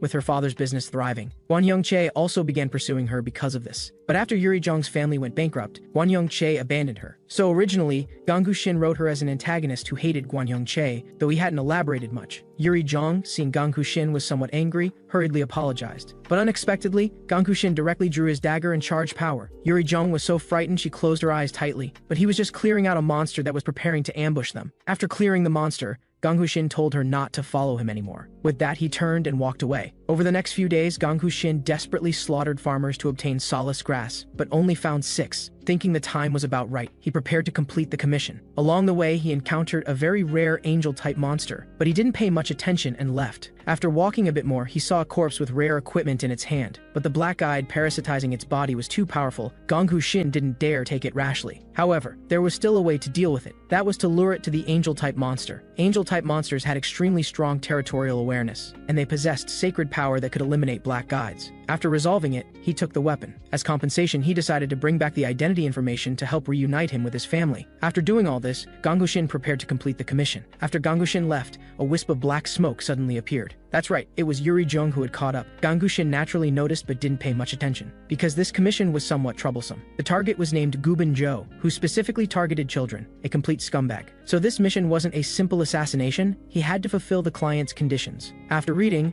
Gang Shin remained silent. He directly used mana tracking to capture Gubin Zhou's figure. Then it was hunting time. At this moment, Gubanjo was still immersed in the pleasure of killing, completely unaware that Gang Huxin was behind him. By the time he reacted, the weapon in his hand had been taken by the grab skill. Without a weapon, Gubanjo could only use his second constellation, Ice Witch, a constellation that controlled ice magic. However, Gang Huxin wasn't in a hurry to fight, but asked Gubanjo why he did that to children. Gubanjo was stunned for a moment. "I was wondering what you were here for. So you accepted a commission. Because they're weak. Aren't children just little fools who don't understand how evil the world is? I first pretend to be close and give them treats, then betray them in the end. Ha ha ha. You don't know how wonderful their expressions were when they were being harmed. If anyone's to blame, it's them for being too foolish." Hearing this, Yuri Jong, hiding in the shadows, bit her lip in frustration, because she thought of her past self, completing missions with genuine sincerity, but being betrayed. After hearing this, Gang Huxin no longer hesitated. He directly used Phantom Technique to quickly surround him. Gubanjo was dumbfounded after seeing this. In this moment of daze, Gang Huxin seized the opportunity and teleported in front of him. Then a thrust stabbed into his body. Gubanjo was in too much pain to chant spells and could only attack with his hands, but Gang Huxin used Shadow Swap to get behind him. Then he used Decapitation combined with Backstab skill. Gubanjo was beaten unconscious on the spot. Seeing the enemy had fallen, Gang Huxin prepared to implement torture according to the client's requirements. With that, he placed his phone on a stand and started a video call. Sometime later, Gubanjo, covered in blood, collapsed on the ground, still begging for mercy. The client, seeing the torture was sufficient, said that was enough. "Thank you so much. You did what the police and the law couldn't do for me. I only did what I should have done. May your daughter rest in peace." With that, he hung up the phone.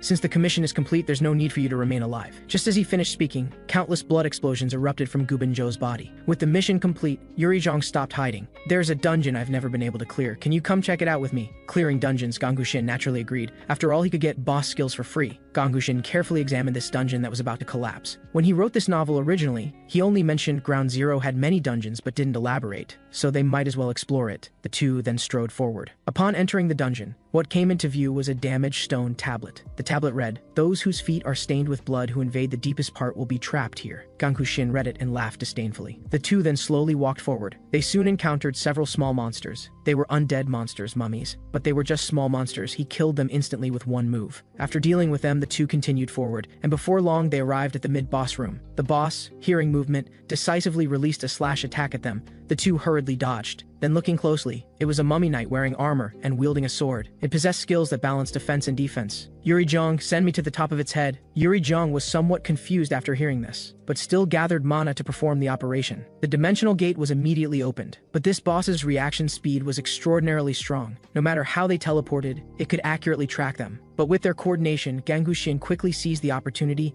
and landed a decapitation on it. The boss's blood consequently gushed out. Feeling the pain in its body, the boss became furious. Fortunately, he was teleported back in time, otherwise the consequences would have been unthinkable. As for the final blow, it was left to Yuri Jong. With one photoelectric magic attack, the boss died on the spot. Gang Huxin also successfully plundered its skill. Then it was time to take on the main boss. Though it was the main boss, it had no desire to attack whatsoever, just praying silently. Suddenly, a pool of blood slowly flowed from the boss's eyes. What followed was the boss's body cracking open, and light that shot up into the sky. This made the two feel something was very wrong. So Gang Huxin decisively threw his dagger and instantly killed the boss. The system successfully displayed, "You have successfully eliminated the boss, but no skill was dropped." He was stunned, but now wasn't the time to worry about such things. The priority was to escape. "Yuri Jong, use all your escape skills and run quickly." Yuri Jong nodded, then immediately transformed into black mist and moved rapidly. Gang Huxin also hurriedly used acceleration skills to flee the scene, but still couldn't keep up with the collapse speed. For this,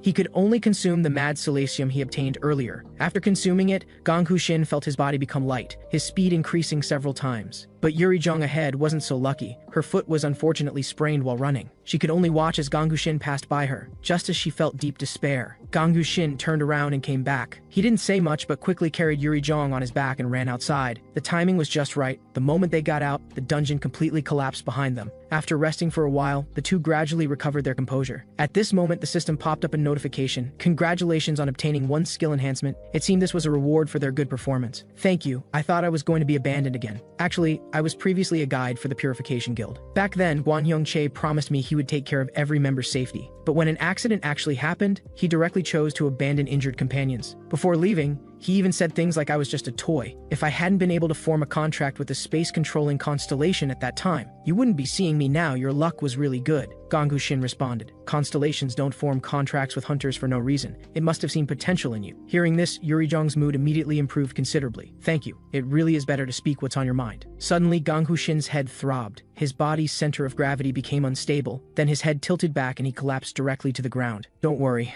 This is the after effect of the solace grass. I'll be fine after resting a bit. After hearing this, Yurijong immediately took out a handkerchief to wipe his sweat. Thank you so much today. Let me take care of you now. Some time later, Ganghu Shin leisurely walked out of Ground Zero and arrived at Imjingang Station. Before parting, they exchanged contact information, both looking forward to meeting again. With the commission completed, it was time to head to the next place. But an informant reported that Sohui Cha appeared at Seoul Station, preparing to intercept him. It seemed he could only take a long-distance bus to a dungeon near Gwangju. Time came to the afternoon, and Ganghu Shin finally arrived at Gwangju bus terminal. As soon as he got off, he saw a group of thugs bullying a gentle-looking girl. He didn't want to get involved, but the girl shouted that those men were all lackeys of the Haeyong Guild. This piqued his interest, because he clearly remembered that the Haeyong Guild was Siwan Jiang's henchmen. Although they had made contributions here, they were essentially still a bunch of scum. Just then, Ganghu Shin seemed to discover something. That man's constellation was actually master of tricks. This was a good treasure. Even the dimensional plunderer couldn't help but praise it. So he stopped talking and immediately drew his short blade and charged forward. Hello, guess which one is the real me? Everyone was stunned by this bizarre scene. The lead man tried to counterattack but was blocked by Ganghu Shin's shield. What followed was the skilled decapitation. The man died on the spot, and the constellation was successfully transferred. The few people were dumbfounded. The remaining underlings still wanted to resist. They were all instantly killed with one move. After finishing, the woman eagerly greeted him. Thank you for saving me. My name is Hayo Young Jin. Can we exchange contact information? I'll thank you. With that, she directly grabbed his phone and started operating it. Then she hurriedly left. After she left, Ganghu Shin directly blocked and deleted her, because he felt it was all too coincidental. His intuition told him this girl was definitely not that simple. After deleting, the dungeon entry time also arrived. Meanwhile, Sohui Cha finally noticed something was wrong and eliminated the informant. From this, she also found the mark of Yeren Li's organization.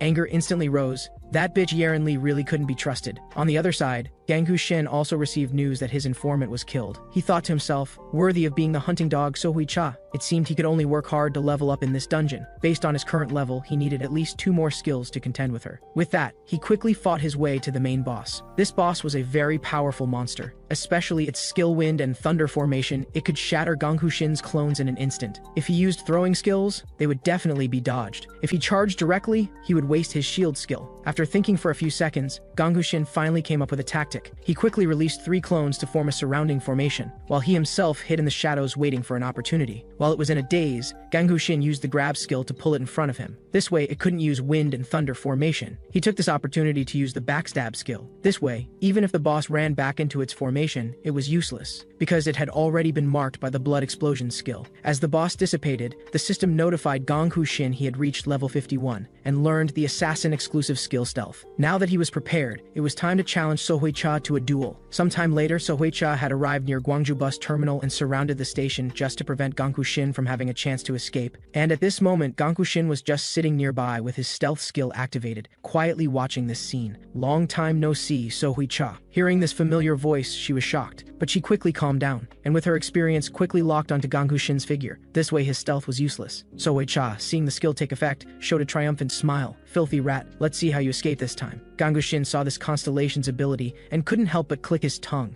After all, 3 of his skills were now effectively useless. Sohui Cha didn't say much. She directly released a pillar of fire magic. Fortunately, Ganghu Shin reacted quickly and dodged the attack in time. Facing such an attack, he no longer hesitated and directly consumed Mad Solatium to enhance his abilities, then immediately used shadow clones to surround her. Sohui Cha smiled faintly. With a casual fire dragon magic, she defeated all the clones. Do you understand now? This is the gap in our strength. You're finished. Seeing close combat wasn't working, Ganghu Shin decisively charged power and fiercely threw his weapon in Sohui Cha's direction. Sohui Cha couldn't help but sneer. What's wrong? Are you so scared you can't even hold your weapon steady? Watch carefully. This is called aiming. With that, 3 fire dragons charged straight at Ganghu Shin. Ganghu Shin didn't dodge and took the hit directly. He was waiting for an opportunity, waiting for a chance to make Sohui Cha lower her guard. That's right, using himself as bait. After taking the attack, Ganghu Shin did a 360-degree aerial spin and landed smoothly. Upon landing, a dagger was stabbed straight into the ground. Sohui Cha, no matter how foolish, knew something was wrong and hurriedly lifted her foot. But it was too late. The wind and thunder formation shot straight up into the sky. At this moment, on top of a building, Hyo Young-jin witnessed the entire battle between the two. She couldn't help but secretly assess Ganggu-shin's strength. Then seeing Sohui-cha being suppressed, Ganggu-shin began implementing the next step of his plan, which was to use the grab skill to pull her in front of him and pierce a hole in her body. After piercing the hole, he immediately turned and ran. Then with a snap of his fingers, blood explosions erupted violently all over. As the saying goes, strike while the iron is hot, Ganggu-shin didn't hesitate and charged right up. Sohui-cha, seeing this situation, finally stopped holding back and directly activated Fire God form and grabbed toward Ganggu-shin. Fortunately, Ganggu-shin had his shield on, otherwise he would have been caught. Seeing Sohui-cha didn't succeed, he hurriedly pulled back the distance, then snapped his fingers again. But this time the imagined blood explosions didn't appear. Fool, I've long seen through your little tricks. The wounds on my body have already been cauterized. With that, she condensed a flame vortex in the sky. Then countless flames fell vertically like raindrops. Ganggu-shin, unable to withstand it, wanted to escape, but Sohui-cha wouldn't let him leave easily. A sword thrust came at him. After blocking the attack, Ganggu-shin immediately used lateral movement to teleport behind her for a sneak attack. But he was outmaneuvered. Sohui-cha had already seen through his plan. A dagger stabbed directly into his heart, but this was also part of Ganggu-shin's plan, as his short sword suddenly charged power. The skill decapitation was successfully released. Sohui-cha's arm fell off as a result. Hyo Young-jin in the distance couldn't help but sigh. It seemed to be over, because his reinforcements had arrived. That's right, it was Yerin Lee. They learned of the news and rushed to support in time. Sohui-cha was very angry at this moment, but the situation was lost. After releasing one final strike, she disappeared from the spot. The two were somewhat confused. How did Sohui-cha suddenly disappear? But Ganggu-shin told them not to stay on guard anymore, because she used the Constellation's power to copy the stealth skill and escaped. It had to be said, this skill was somewhat useful. Yerin Lee still wanted to chase after her, but Ganggu-shin's body had finally reached its limit. He staggered and fainted. On the other side, the fleeing Sohui-cha was ambushed by Hyo Young-jin, who had been lying in wait and was injured again. Sohui-cha looked at this scene incredulously. What do you want to do? Can't you tell? Of course I'm here to kill you. The boss has already abandoned you. At these words, Sohui-cha was stunned. That evening, inside the hospital belonging to the Blue Eyes organization, Ganggu-shin suddenly opened his eyes and discovered Seo-yeon-han was silently watching over him. He had an indescribable feeling in his heart. Ganggu-shin ultimately chose to leave without saying goodbye. After leaving the hospital room, he immediately took out his phone and played classical music to enhance his recovery. Just as he was listening intently, his phone suddenly vibrated. It turned out to be a message from Yuri Jung, but her message was somewhat inexplicable. Ganggu-shin didn't pay attention and put his phone directly into his pocket, then prepared to leave hastily. Before leaving, he greeted Yerin Lee, but didn't greet Seo-yeon-han, because he didn't want to repeat past mistakes. If he got too close, it would definitely recreate the plot from the novel. With that, he prepared to leave, but Yerin Lee stopped him. Don't rush off, I have something to tell you. Ganggu-shin didn't mind. Go ahead, what is it? The identity of that corpse you encountered at Ground Zero is difficult to verify. It's very likely forged, so it will take a bit more time to investigate. Ganggu-shin said no problem after hearing this. There's one more thing, Eclipse. Eclipse hasn't made any big moves recently, which might mean they're plotting something. After hearing this, Ganggu-shin thought for a moment. What about Sohui-cha? She's probably already been dealt with. After all, Dongyeong Gang is that kind of ruthless person.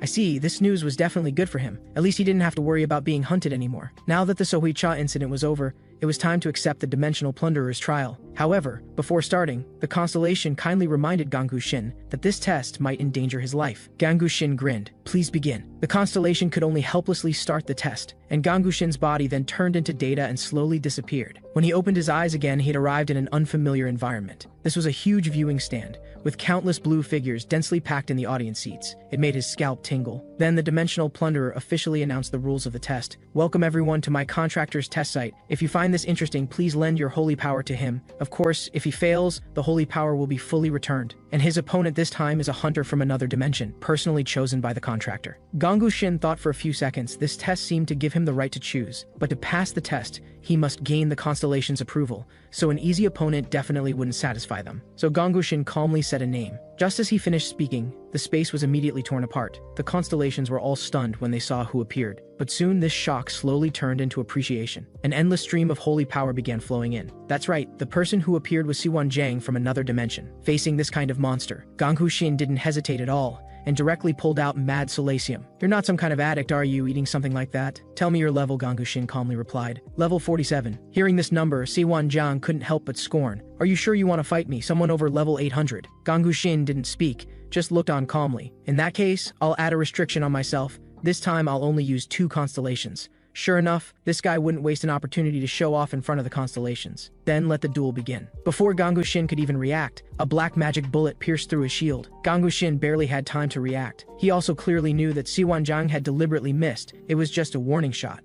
Damn it, did that skill have no windup? Though he cursed inwardly a few times, his body instantly entered combat mode. Siwan Jiang didn't say much and condensed deep purple flames in his hands once again. Gong Huxin barely dodged it. Seeing that the flames were ineffective, Siwan Jiang then used an even more powerful wind arrow spell. Fortunately, Gong Huxin had the rapid evasion skill, otherwise he would have died. He'd been using dark magic barrage from the very beginning. It seemed that Siwan Jiang's first constellation was the Seeker of Darkness, which prevented the host from being consumed by dark energy. In response, Gong Huxin didn't give up but used his acceleration skill to quickly dash right in front of him, then immediately used his grab skill. But this was completely useless against Siwan Jiang, so Gong Huxin decisively used Phantom Technique for close-range attacks. Siwan Jiang wasn't flustered at all. With one spatial jump, he disappeared from the spot. That's right, this was Siwan Jiang's second constellation, the Spatial Guide. After understanding his two constellations, there was actually one way to win: force him to use his third constellation. That way he would break his promise and lose face in front of the constellations. However, forcing out his third constellation was still very difficult, considering there was a level gap of over 700. Gong Huxin could only look for opportunities to launch sneak attacks while dodging, but Siwan Jiang's attack speed was just too fast. Soon he was hit in the back. A burst of purple smoke exploded immediately. Fortunately, Gong Huxin had the skill to recover by listening to music. However, he couldn't take another attack like that. It seemed the only option was to use the heart-seeing method. With that, Gong Huxin closed his eyes. Siwan Jiang grinned,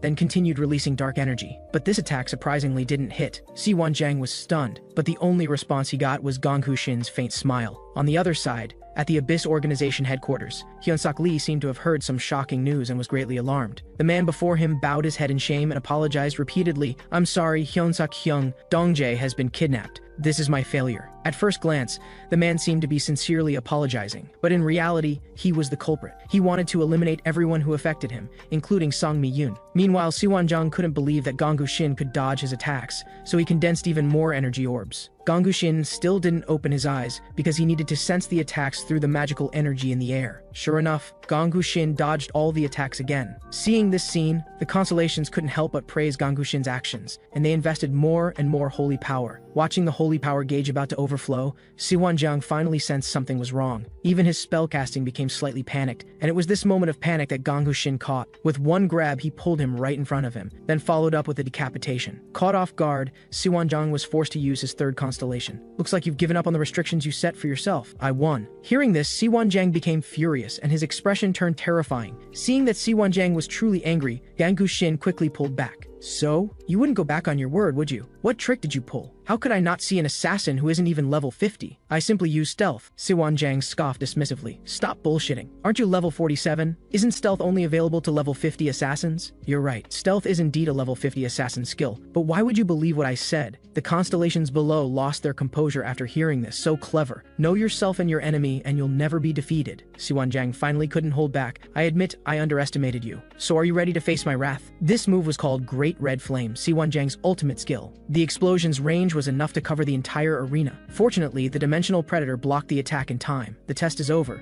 You've completed your duty. Go back." With that, a space-time rift quietly appeared and sucked Siwan Jiang in. "Congratulations on completing the test, contractor. The holy power provided by the constellations will be converted into your experience points. Furthermore, my fusion with you will deepen. Return with your new authority." In the blink of an eye, Gong Huxin was successfully transported back. At this point, Gong Huxin's level had reached 101, and he had also gained new authority. Suddenly, 3 more pop-ups appeared. "You have reached level 100. Constellation Betting Master will provide you with a betting opportunity." Seeing this message, Gong Huxin remembered that there was indeed such a thing. Might as well pick one randomly. "Congratulations, you have obtained skill copy 1 time, which allows you to copy one skill from another hunter with 100% success." This made Gong Huxin secretly delighted, because he thought of a candidate, though unfortunately he was still in country A. Just then, Yeren Lee called. "Eclipse hasn't been making any moves lately. How about taking a simple commission during this time? A commission about collecting amethyst." Gong Huxin had no reason to refuse, so he agreed. The next day, Gong Huxin arrived at the commission location as promised, and with the skill Bloodthorn, one strike yielded a huge pile of amethyst, stunning everyone. At this moment,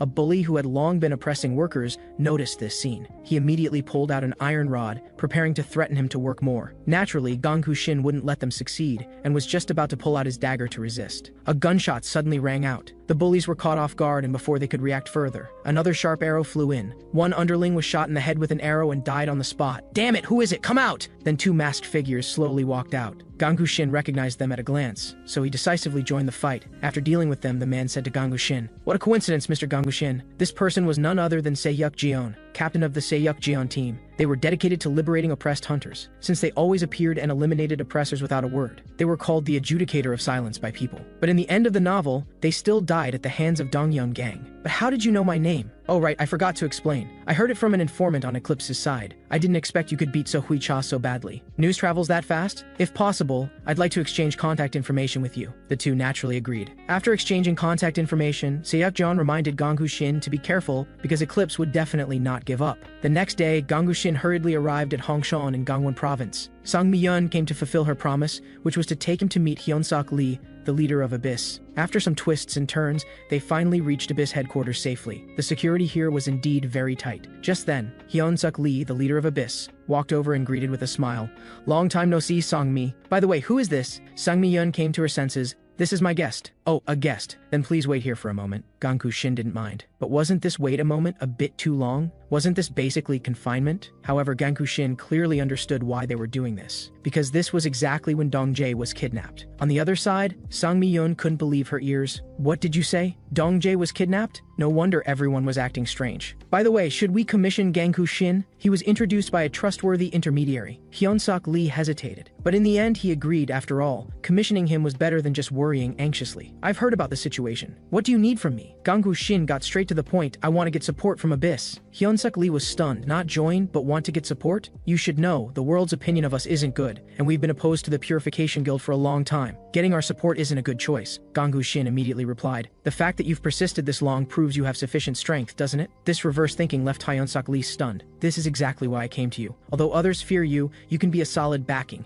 and the treatment you'd give me would definitely be better than other guilds." After listening, Hyun-Sok Lee pondered for a moment. "You're indeed impressive, not using flattery to please me, but as commander-in-chief, it's hard for me to trust you." Ganggu Shin was stunned, but quickly understood what he meant, so he immediately drove off, preparing to rescue Dong-jae. As commander, it's hard to trust, but as a family member of the hostage, that's another matter, right? If he rescued Dong-jae, Hyun-Sok Lee should reconsider, and internal conflicts could be resolved then. So without further ado, Ganggu Shin soon arrived at the liberation zone in Gimshin. He also wanted to test his new authority. When night came, Ganggu Shin used stealth to quietly infiltrate the building. According to his knowledge, Siwon-jang should send Tae-sok-shin for the exchange, which would be when defenses were weakest. Sure enough, when Tae-sok-shin arrived, everyone rushed forward to greet him without daring to slack. This was the opportunity. Ganggu Shin immediately used acceleration skill to pass through layers of guards, finally reaching a basement, though this basement seemed to have no guards. Just as Ganggu Shin was thinking this, a massive figure suddenly appeared. This was Bezumie. Before Ganggu Shin could think more, Bezumie threw a punch. Fortunately, Ganggu Shin was agile or he would have been smashed into a meat patty. After dodging this strike, he hastily activated stealth to escape, but this guy could actually track Ganggu Shin's presence by smell. Ganggu Shin now just wanted to curse his past self who wrote this character. But now wasn't the time to fight, he had to rush in quickly. After all, Tae-sok-shin was already on his way, and this monster couldn't be dealt with in a short time. Suddenly, Ganggu Shin had a brilliant idea, which was to lure Bezumie to help break down the door. By the time Tae-sok-shin and the others came up, Ganggu Shin had already slipped inside. However, this little kidnapper had kept some tricks up his sleeve. He'd actually placed two Bezumiais next to Dong-jae. Seeing this, Ganggu Shin couldn't help but curse. At this moment, Dong-jae looked at the man who suddenly appeared before him, very confused. Before he could speak, Ganggu Shin pulled out a phone from his pocket. On the phone was Hyun-Sok Lee's identity barcode. Just then, the Bezumie nearby sensed Ganggu Shin's presence and swung an axe toward him. Against this kind of monster, Ganggu Shin could only helplessly dodge, while Dong-jae kept looking for an opportunity to cast his enhancement skill. The moment Ganggu Shin used his acceleration skill, Dong-jae seized the timing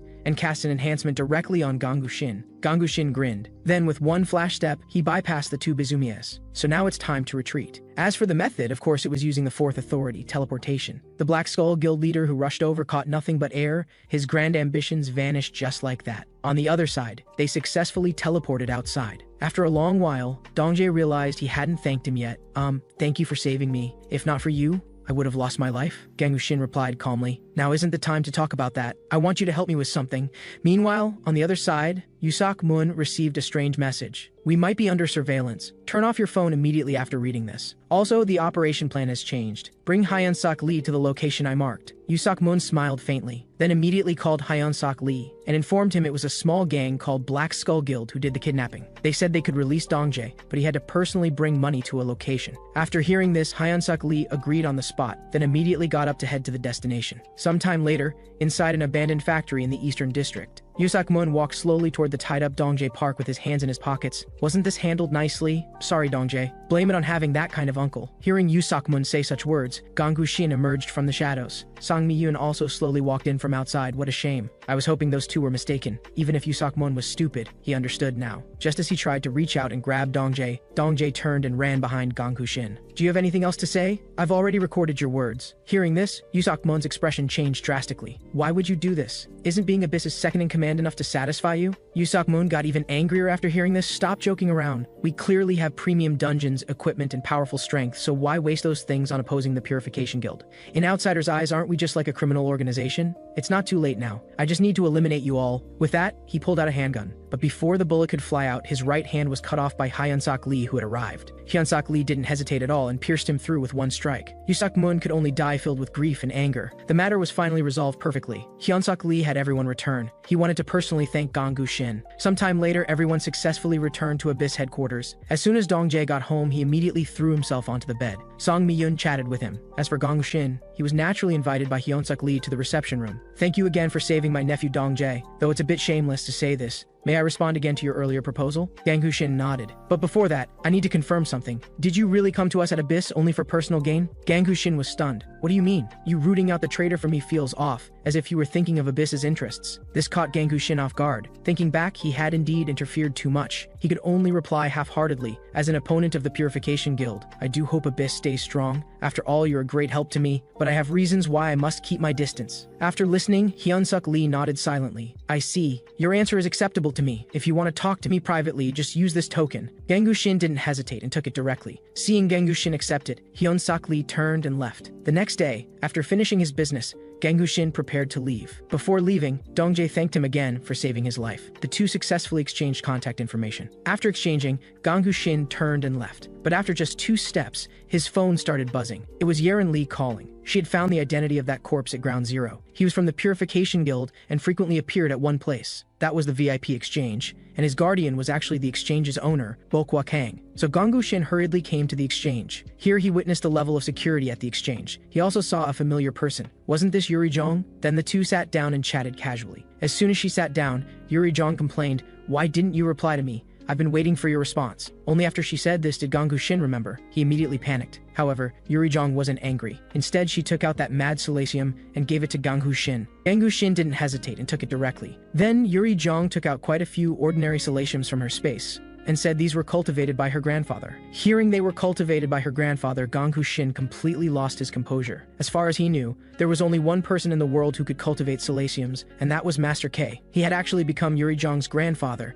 It seemed the plot had already been changed. I was able to become family with grandfather thanks to you. Ganggu-shin was a bit confused. If I hadn't met you before, I probably wouldn't have been able to trust grandfather who wanted to help me, thanks to you helping me rebuild trust in others. Hearing this, Ganggu-shin smiled. That's a good thing then. At least you wouldn't die in vain like in the previous life. By the way, what are you doing here? Yuri Jong replied. Of course I came to see grandmother. Ganggu-shin was somewhat puzzled. My grandmother is the owner of this exchange. Just after saying this, Bokwak Kang walked out. She brought the two to the corpse and explained, this child was someone I always looked after. He always dreamed of becoming a hunter. One day he suddenly received an olive branch from the Purification Guild. He was very happy. Though I was happy too, I was actually reluctant to see him leave. But that was the best guild after all, so I could only congratulate him. I don't know why he died in a place like Ground Zero. After hearing this, their expressions changed dramatically. It was indeed the Purification Guild's doing. Ganggu-shin then took out the weapon that was in the corpse's hand and gave it to Bokwak Kang. Bokwak Kang recognized it at a glance. This was the congratulatory gift she had given him. Sensing Ganggu-shin's sincerity, Bokwak Kang had her subordinate bring an item.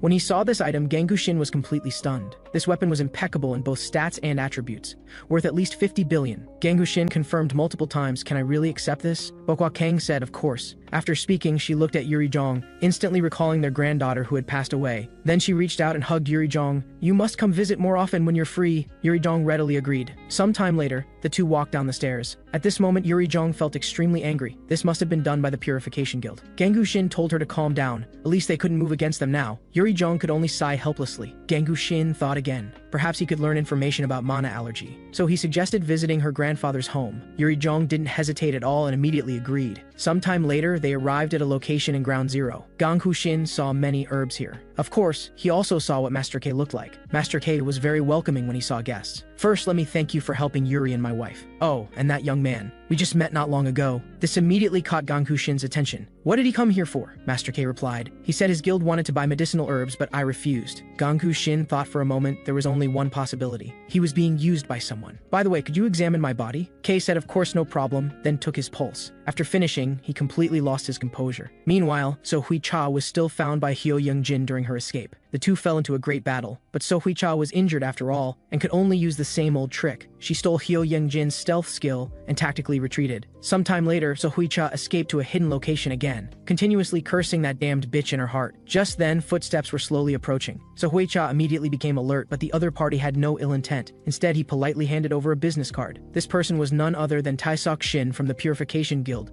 The Purification Guild would like to invite you for a visit. On the other side, Master K fell into deep thought after the examination. I've studied cases of buff skill allergies before, but this is the first time I've seen your type. Gang Hu-shin could see K's difficulty. He knew very well this condition couldn't be cured. After all, this was a restriction set to prevent Gang Hu-shin from surpassing the protagonist. Just then, Yuri Jung finished making dinner and came to notify them. Though wasn't this portion comparison a bit too exaggerated? During the meal, Master K gave a suggestion to go check out the Limitless Mana dungeon. But now that dungeon was occupied by Eclipse. It required a lot of mana to enter. Even their boss couldn't get in. Gang Hu-shin didn't mind. He was determined to go to this dungeon. After all, the higher the risk, the greater the reward. By evening, the three had almost finished eating and Gang Hu-shin prepared to leave. Before leaving, Master K gave 2 pills to Gang Hu-shin, saying these were concentrated silicium. Gang Hu-shin gratefully accepted them. After greeting the two, he hurriedly left. Yuri Jung also tidied up and prepared for bed. After she left, a black shadow suddenly appeared. This person's every word and action was filled with authority. The next day, Gang Hu-shin came to that unlimited dungeon, only to find it had been converted into a KTV. Just then,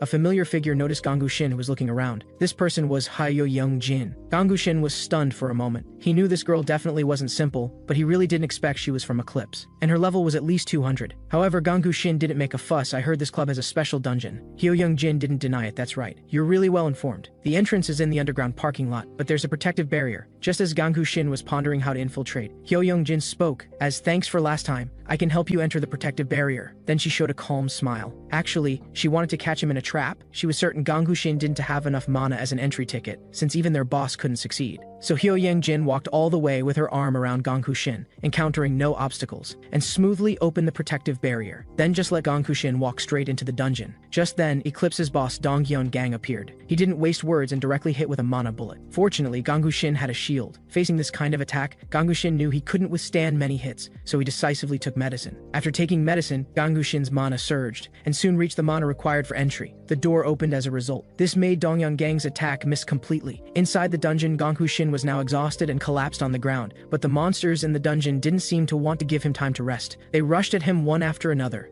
Looking closely, they were just a group of low-level slimes. This put Gang Hu-shin at ease. He killed the small slime with one sword strike. After beating the small one, the big one came out as expected. But Gang Hu-shin wasn't flustered at all. With one flash step, he appeared right in front of it, and pierced its core with one sword. The poor Slime King died just like that. It even dropped a carmine crystal. Gang Hu-shin picked it up directly, and plundered its skill. It looked quite useful, but the slogan was a bit peculiar. After plundering the skill, Gang Hu-shin continued forward. Soon he arrived at a place full of herbs, and couldn't help thinking, that old man really didn't lie. The unlimited dungeon really does have rare herbs. In that case, he'd take them all. After all, why not take what's free? Just as he pulled one out, a mound of earth suddenly emerged behind him. Gang Hu-shin was startled. He hastily prepared for battle. Looking closely, he discovered all the herbs were actually growing on a turtle's back. This saved Gang Hu-shin the time of searching. Meanwhile, Master K was chatting with that man from before. I sent that young man there to find herbs not just for your illness, but also for another type of herb. It's something the Purification Guild wants to trade for. These words were overheard by Yuri Jong, who was eavesdropping outside the door. Upon hearing the 4 words Purification Guild, she immediately felt her teeth itch. She never expected grandfather would actually want to trade with the Purification Guild. Far away in the dungeon, Gang Hu-shin had no idea what was happening outside. At this moment, he was tallying what herbs he still lacked. Most had been collected, but a few were still missing. Just then, an oval-shaped object suddenly smashed toward Gang Hu-shin. Gang Hu-shin detected it in time and quickly dodged. It was the main boss of this dungeon, and its strength seemed quite formidable, and the remaining undiscovered herbs were all on its body. This was even better. The herbs were gathered in one place. The boss launched the first attack, but Gang Hu-shin dodged them all using his acceleration skill. Having dodged all attacks, Gongku Shin smoothly reached directly beneath the boss, then thrust his sword down. The boss died on the spot. The skill was subsequently plundered by Gongku Shin. After claiming all rewards, the dungeon began to collapse. At this time, outside the door, Dongyang Gang ordered Eclipse's subordinates to aim machine guns at the entrance. As soon as Gongku Shin came out, they would all open fire. Suddenly, a purple light flashed, and a figure vaguely emerged from it. It was Gongku Shin. Seeing it was Gongku Shin, everyone opened fire together. Instantly, countless bullets came flying. In response, Gongku Shin wasn't flustered at all. He said softly, "Come out, little cutie." Just as he finished speaking,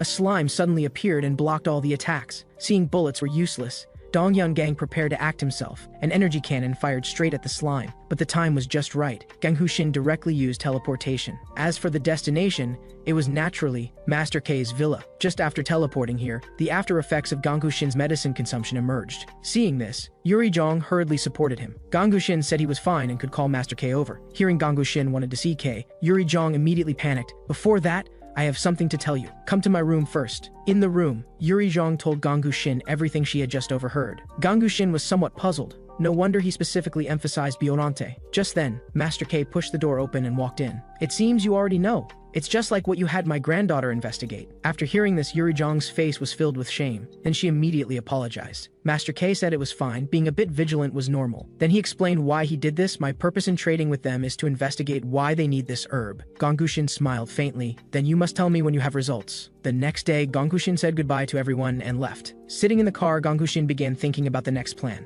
That was the 100-person dungeon, organized by the Purification Guild, also known as Hell of Judgment. Gongku Shin remembered very clearly. Siwan Zhang encountered an opportunity in that dungeon and gained tremendous growth. But in this life, it was no longer possible, because Gongku Shin was going to steal his opportunity. Meanwhile, in the Purification Guild headquarters building, So Hui-cha sat calmly in a chair, conversing with this man before her who was praised like a god. Siwan Zhang didn't waste words. "Do you know this man? I hope you can tell me his information. In return, I'll give you appropriate compensation." So Hui-cha smiled faintly. "I only want one thing, and that's revenge." "That's perfect. Welcome to the Purification Guild. Now let's discuss this man in depth." So Hui-cha was tactful. At first I thought he was quite mediocre, but his growth speed was truly astonishing. And as an assassin, he could use skills that only mages should be able to use. Siwan Zhang was stunned. So he learned through skill books? So Hui-cha didn't tell him everything. After all, one must keep something back. "I don't know about that. You've passed the assessment. Go complete your first mission. I hope you can distinguish yourself in Hell of Judgment. Confirm the list." After looking at it, So Hui-cha was directly stunned. But soon her expression became terrifying. Because she saw both her enemies were on it, this was a perfect opportunity for revenge. A few days later, 100 hunters gathered at the Pandemonium of Justice entrance. Among them was naturally Gongku Shin. And there was also a shameless woman. Despite having ambushed him with others last time, she now wore a fawning expression and begged Gongku Shin to take her along. Gongku Shin didn't make a fuss and chose to agree. So next, it was time to enter the dungeon. The first batch to enter were all external hunters, and Gongku Shin knew clearly they were here to scout the path. But this group naively believed the Salvation Guild was letting them claim the rewards first. This led to deaths and injuries among them. In the end, only 4 survived. The remaining 2 didn't dare venture deeper and decisively chose to flee. So next, only the 2 of them remained. Hayo Yongjin wanted to use seduction tactics, but Gongku Shin saw through it immediately, and his dagger plunged straight into her body. "Acting for so long, did you really think I couldn't tell? Give my regards to Dongyang Gang." Hyo Young-jin's face showed distress. After fainting, she disappeared from the spot. When she reappeared, she was already prepared to ambush from behind. But this little trick had long been seen through by Gongku Shin. A slash struck fiercely toward Hyo Young-jin's cheek. Hyo Young-jin looked at everything happening before her in disbelief. Knowing she was no match for Gongku Shin, she decisively jumped off the cliff to escape. Gongku Shin wanted to use his grab skill but failed to catch her. He could only silently regret not obtaining her constellation. But it was better to first claim Siwan Zhang's opportunity. In the novel, Siwan Zhang learned that only one person could obtain the opportunity in this dungeon. So he killed everyone without hesitation, ultimately proving that only he was qualified to obtain it. But now this opportunity belonged to Gongku Shin. Just as Gongku Shin clenched his fist, a mass of black energy slowly enveloped him. The system also popped up a notification. "Congratulations on obtaining the hidden skill Black Moon Rend and new ability Dark Force." Dark Force was Siwan Zhang's signature skill in his previous life, and it was an extremely powerful existence among many hidden skills. But Dark Force had a fatal flaw. It had significant side effects. However, Siwan Zhang had a constellation that could perfectly offset the side effects. Even if Gongku Shin had this skill, he couldn't use it frequently. Since he had obtained the opportunity, it was time to continue clearing the dungeon. After some time, a monster sitting on a throne appeared before Gongku Shin. It was the mini-boss of the dungeon, the Judge Aelrose. The boss's eyes released intense white light. Gang Huxin had no way to avoid it and was forced into a mental illusion. Zombie-like monsters kept appearing around him. Even his friends were simulated. This made Gang Huxin briefly stunned. His panic caused countless monsters to swarm toward him. Just as he was about to be devoured, a pool of blood gushed out. It was Gang Huxin who stabbed himself. After all, he suddenly remembered he had that inconspicuous constellation. Coming to his senses, Gang Huxin slowly rose to deal with the monster. The monster shot out white light again. Gang Huxin used the same trick, plunging his sword into his thigh. But the glutton of bloodthirst's effect didn't trigger. It turned out this constellation wanted to threaten him to liberate it from the Dimension Marauder's body after the battle ended. Otherwise, it wouldn't give Gang Huxin its ability. He could only agree under duress. The illusion was thus dispelled. So next came the boss's demise. Without hesitation, he killed the boss instantly with a throw. After the monster died, he not only absorbed its skill but also collected dark force. The skill was a mental defense type. Besides this, the boss also dropped an equipment called the Warped Contract. He smiled faintly. Then he spread out the contract and pressed his handprint on it. Then he turned to the glutton of bloodthirst and smiled, saying, "I will fulfill my promise to liberate you from the Dimension Marauder." Meanwhile, on the other side, Siwanjang finally passed through layers of obstacles to reach the boss room. A massive, pitch-black monster stared at them menacingly. This was the super boss of this dungeon, Argus. Siwanjang smiled faintly, said nothing more, and directly unleashed his ultimate skill, Great Red Flame, wanting a quick victory. Everyone was eager to try and on high alert. Only Guan Yongche noticed that Sohui Cha had disappeared, and couldn't help cursing inwardly, what a bitch. And at this moment, Sohui Cha was naturally taking revenge. On her way here, she had discovered Hyo Young Jin hiding here waiting for rescue. Full health Sohui Cha versus low health Hyo Young Jin. The result was predictable. On the other side, Siwanjang and his group, despite giving their all,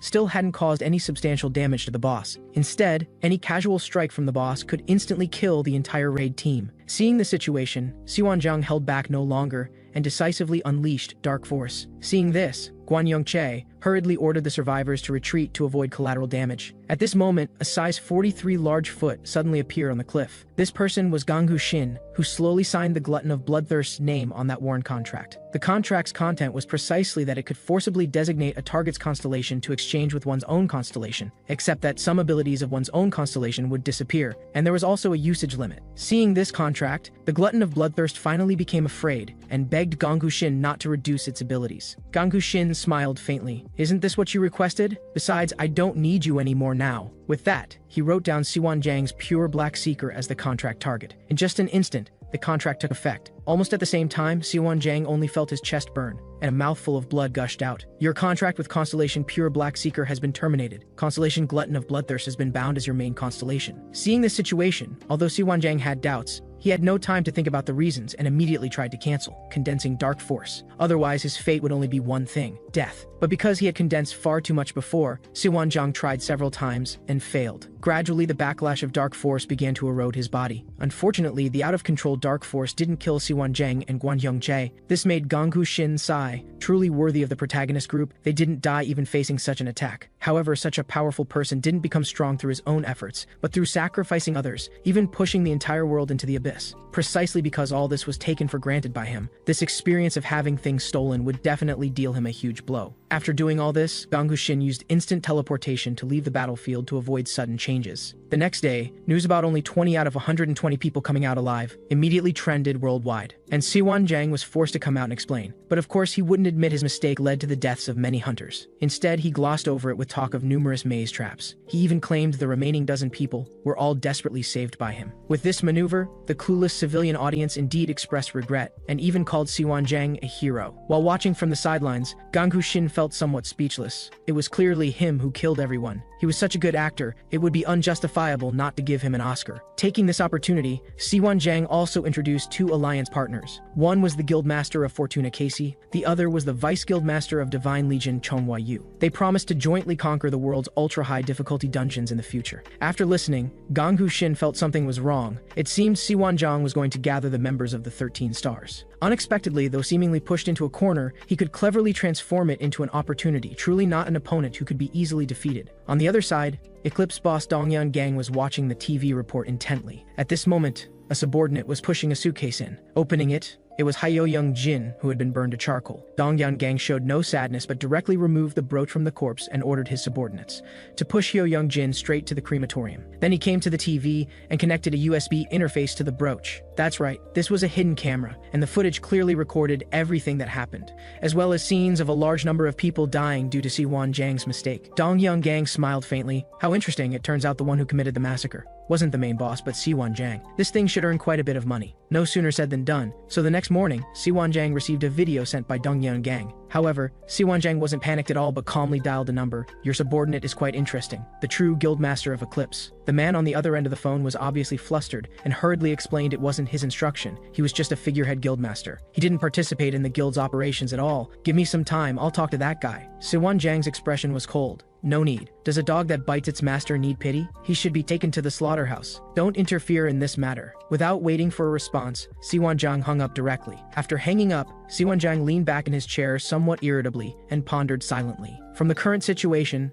the one who took the pure black seeker and recorded the rampage video was 100% So Cha, and after this incident, Dong Gang sent a threatening video as if it was premeditated. So Dong Gang was the mastermind behind all this. His initial goal was the pure black seeker. On the other side, Yerin Lee summoned Gongku Shin for a meeting. The meeting content was roughly that Eclipse was about to be finished. It was time to attack Chongmyong detention camp. Gongku Shin wasn't too surprised. In fact, even without this siege, that guy Siwon Jang would also move to destroy it. However, for Gongku Shin, this might be an opportunity to seize a constellation. So he decisively agreed to Yerin Lee's team invitation. As for the strategy, it was for Blue Eyes to attract attention outside, then let Gongku Shin secretly infiltrate to assassinate Dong Gang. At these words, Seok Jeon, who had been silent for a long time, finally voiced his opinion. I think the probability of a successful infiltration is really too small. Since Gongku Shin escaped last time, the camp's security has multiplied several times and all the remaining members of Eclipse are gathered there now. Gongku Shin is a symbol to us who have suffered deeply from Eclipse's persecution.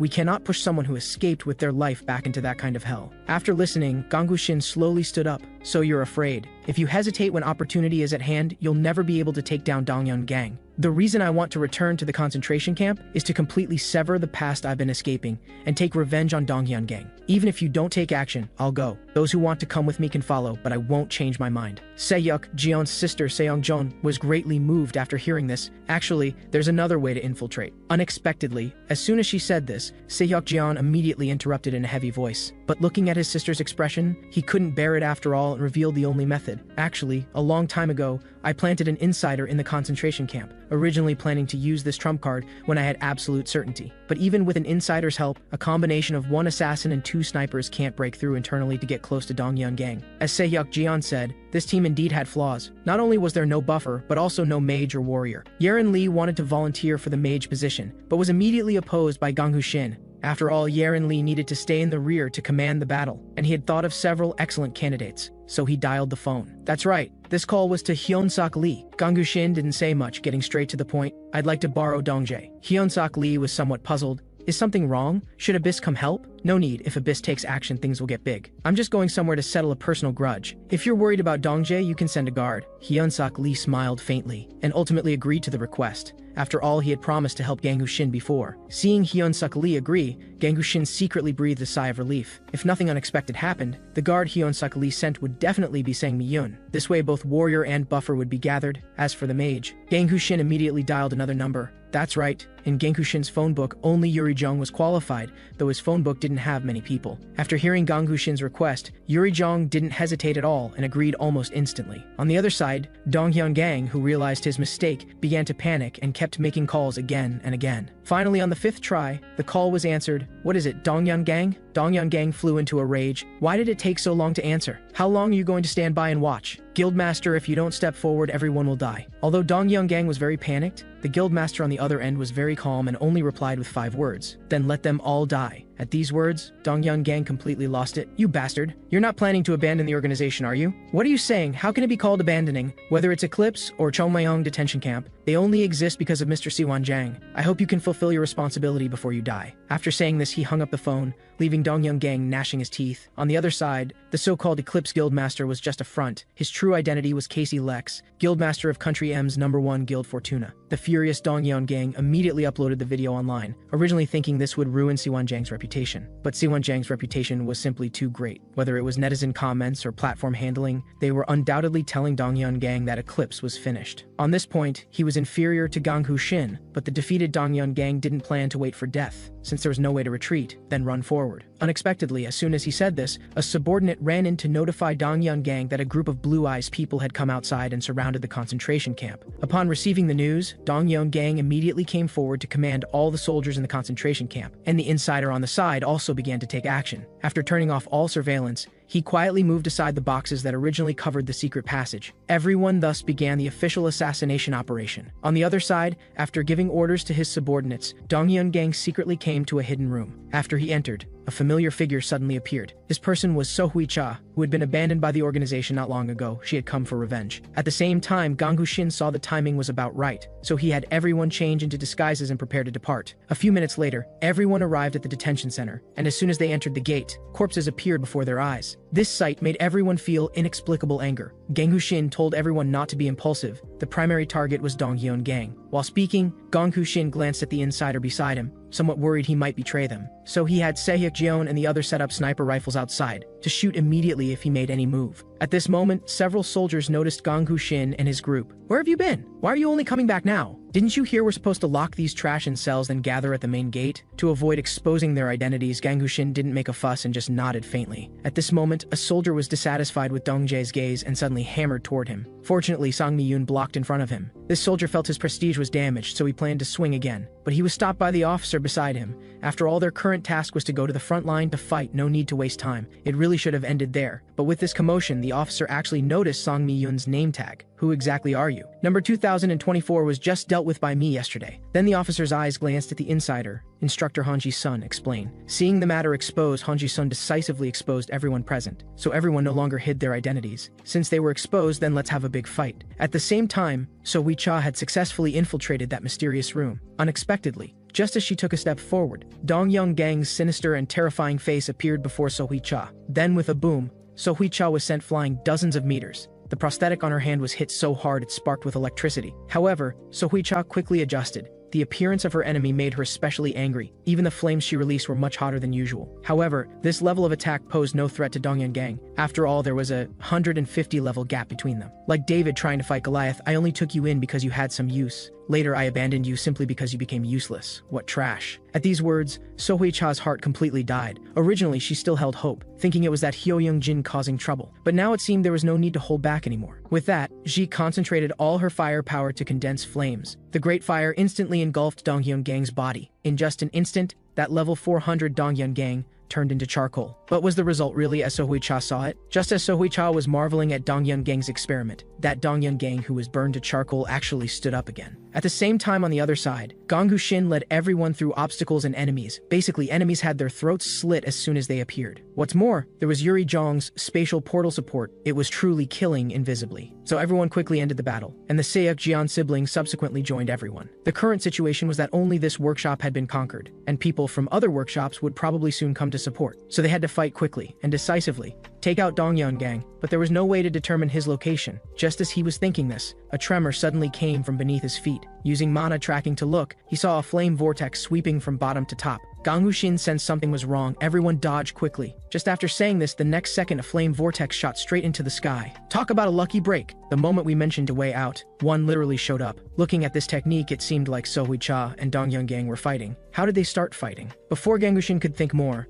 Sehyuk Jeon's painful groans came from the side. It turned out Sehyuk Jeon hadn't dodged that last strike, and his shoulder was injured. "You all block Eclipse's forces here. I'll go down alone to kill Dongyun Gang." Everyone still wanted to stop him, but Ganghu Shin's mind was made up. In the end, everyone helplessly chose to agree. Before leaving, Yuri Zhang gave him a new pill developed by K. "Please take it in an emergency situation." Ganghu Shin smiled faintly. "Don't worry, I'll definitely return safely." With that, he resolutely jumped down that pitch-black, danger-filled cavern. A few seconds later, Ganghu Shin successfully arrived at the bottom, where smoke filled the air, and the temperature was ridiculously high. Then Ganghu Shin subconsciously activated mana tracking, and subsequently discovered the heat source inside the smoke. The next second, it was actually Sohui Cha who rushed out from the smoke. but she had no desire to attack, only tightly grasped Gang Hushin's chest. After doing this, she fell straight down. It looked like she was dead, and moreover died with eyes wide open. However, Gang Hushin couldn't care about that much, and didn't have time to care. The urgent matter was to first deal with Dongyun Gang before him. According to intelligence, Dongyun Gang was a level 500 plus fighter. He had a total of 4 contracted constellations,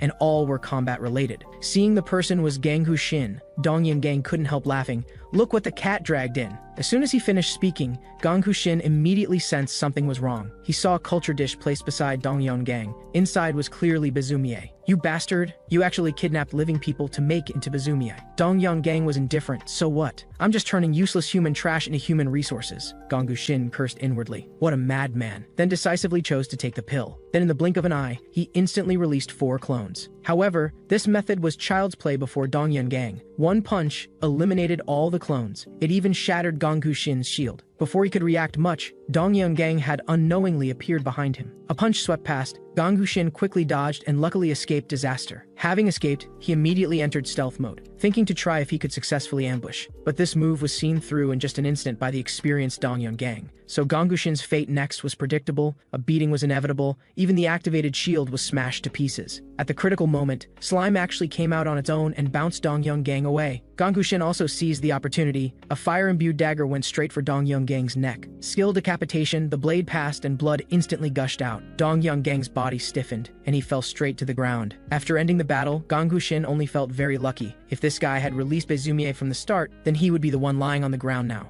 At this moment, the Dimension Marauder reminded that the opponent's constellation could not be seized now. This meant Dongyun Gang wasn't dead yet. As soon as the words fell, a punch suddenly struck. This punch was extremely fierce, not only shattering the culture dish made of special materials, but also sending Gang Hushin back dozens of meters, collapsing to the ground. Dongyun Gang, what did you do to your body? Dongyun Gang smiled faintly. Didn't I say? The first step to survival is to give up being human. Don't worry, before long you'll become like this too. At these words, Gang Hushin sensed something wrong. Did he transform himself into Bazumie? But Bazumie shouldn't have regeneration ability. I don't want to be your pet, Dongyun Gang was indifferent. Then he ordered all Bazumie to go up for support. It doesn't matter if you don't, there should be some valuable humans up there. Seeing the situation, Gang Hushin couldn't help cursing inwardly, but compared to Bazumie, Dongyun Gang before him was the hardest to deal with. While fighting, Gang Hushin silently thought of countermeasures. Vision deprivation and stealth skills were useless now. After this guy became Bazumie, he could find my presence through smell. It seemed there was only one last method. With that, he used the grab skill, catching Dongyun Gang off guard. Then Gang Hushin immediately used rapid slash on Dongyun Gang. However, while slashing, he noticed something was off. This was the sound of metal collision. Could it be? Before Gang Hushin could think more, Dongyun Gang's punch had already reached Gang Hushin. This strike sent him flying back dozens of meters before stopping. The dagger was also flung away. However, Dongyun Gang wasn't much better off. Countless wounds on his body were all detonated by Gang Hushin. But what he never expected was this guy's recovery ability was so terrifying. He recovered in just a few seconds. This level of attack is like a scratch. My strength is beyond human category. After hearing this, Gang Hushin was somewhat incredulous. Logically speaking, any person should have a weakness. With that, he used mana tracking to explore. Holy cow! There was actually a massive black mana at Dongyun Gang's chest. Looking closely, his heart actually had a magic stone.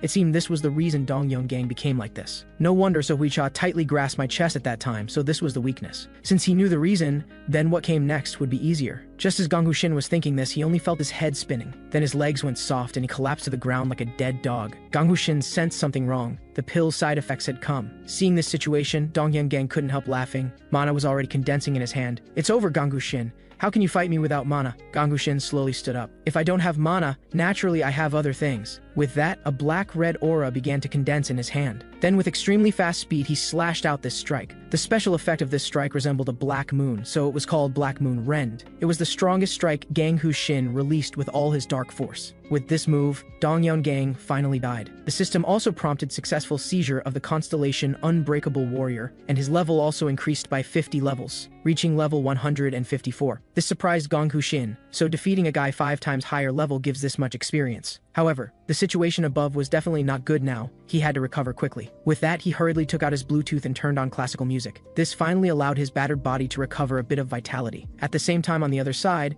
everyone was indeed caught in a bitter battle. However, with the tacit cooperation of several people, only the last Bazumie remained. But everyone was already at the end of their rope. There was simply no extra mana to continue fighting. They were soon broken through one by Bazumie, but in the nick of time, A broken corpse attracted the attention of two people. Looking closely, it was actually Dongyang Gang's corpse. At this moment, Gangushin quietly appeared behind Bezumiye and released a black moon rend. Bezumiye was cut in half on the spot. After landing, Gangushin's exhausted body ultimately couldn't hold on. He staggered and almost fainted. Fortunately, Yeren Li came forward to support him. Otherwise, he would really be embarrassed. As soon as Yuri Zhong saw Gangushin was safe, she immediately rushed over, her eyes full of excitement. But now was not the time to reminisce. The urgent matter was to leave this troublesome place first. After this incident, Eclipse completely fell, and Blue Eyes merged with Black Lion Guild to become Daejeon's #1 power. Dongjae Park and the scarred Song Mi-yun immediately returned to the abyss. This battle brought Dongjae much gain, laying the foundation for future growth. Yuri Zhong returned to Ground Zero to take care of Kei and investigate clues about Siwan Zhang's search for herbs. However, the most regrettable part of this battle was that Seok Jeon ultimately sacrificed himself. Not only Seong Jeon's husband, but also her brother had left her. Gangushin felt deep regret about this. He had Seok Jeon guard outside precisely to prevent him from dying at Dongyong Gang's hands,